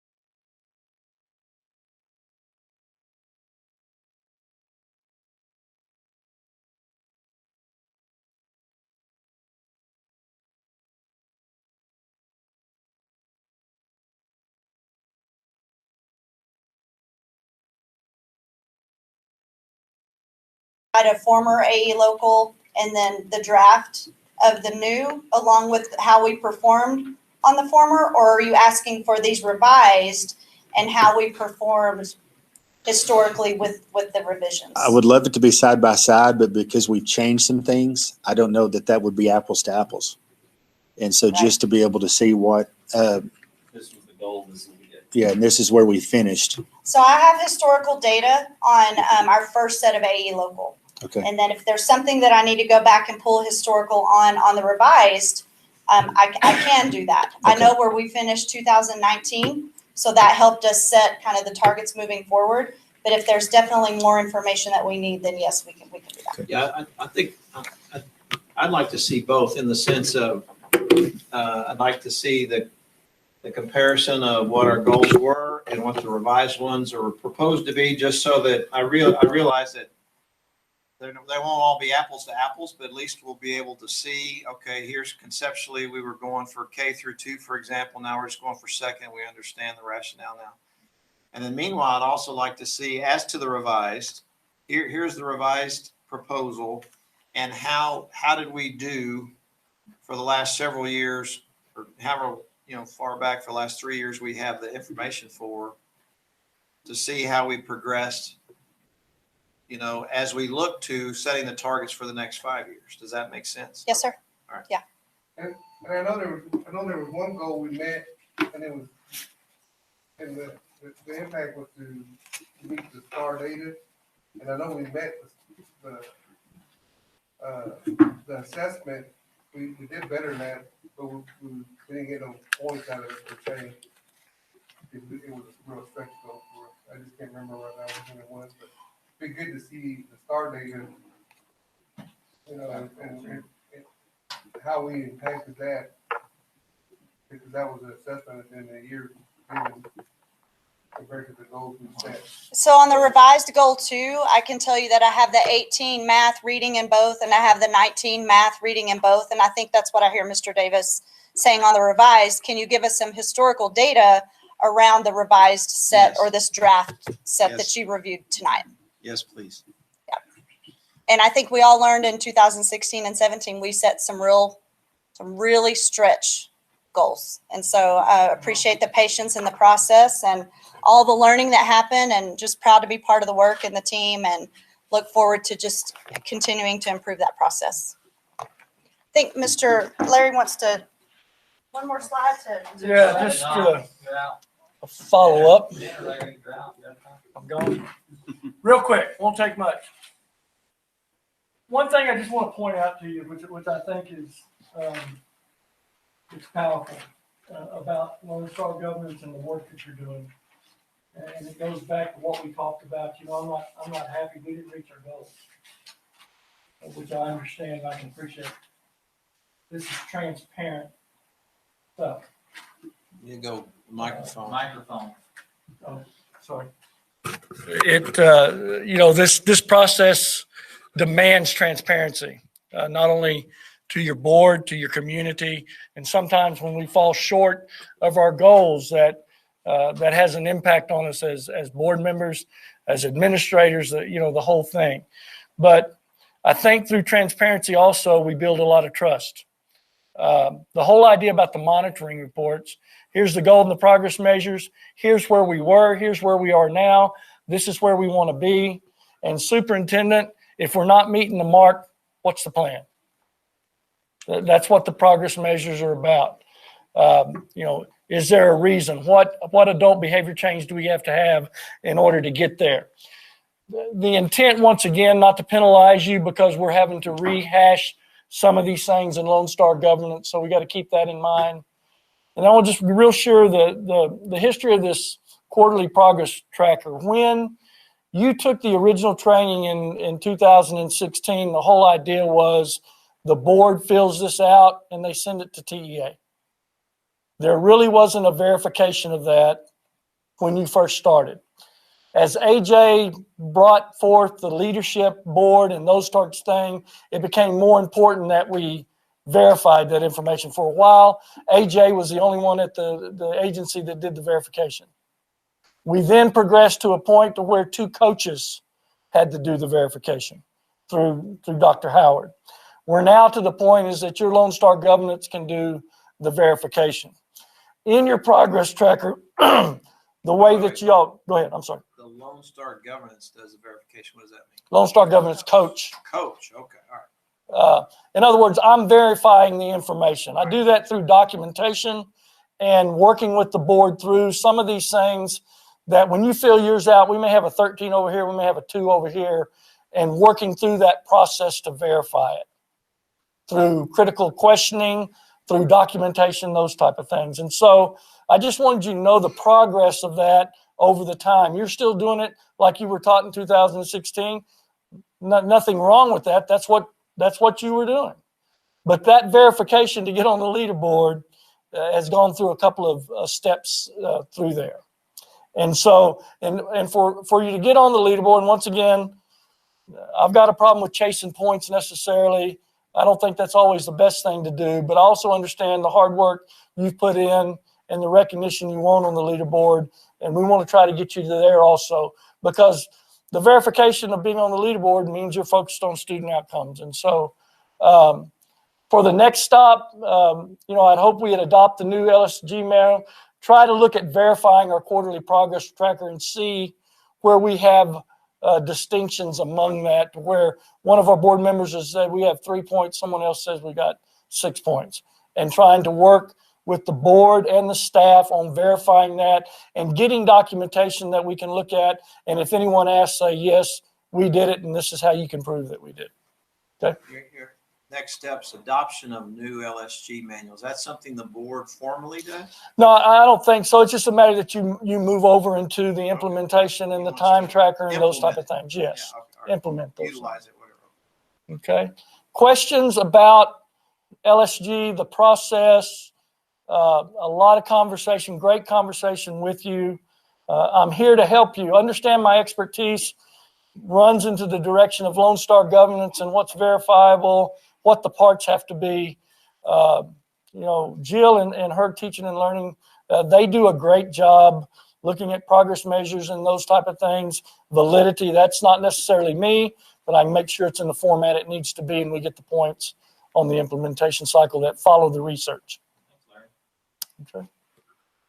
All right, thank you both. That was very helpful. Look forward to the next session. Dive a little deeper with the benefit of the feedback. That'll be great. All right, it's 6:59 p.m. and we will go into closed session in accordance with Government Code Section 551.071 through .074, 551.076, 551.0821 through .084. Thank you. It is 7:34 p.m. and we are emerging from closed session. This meeting is adjourned. Thank you.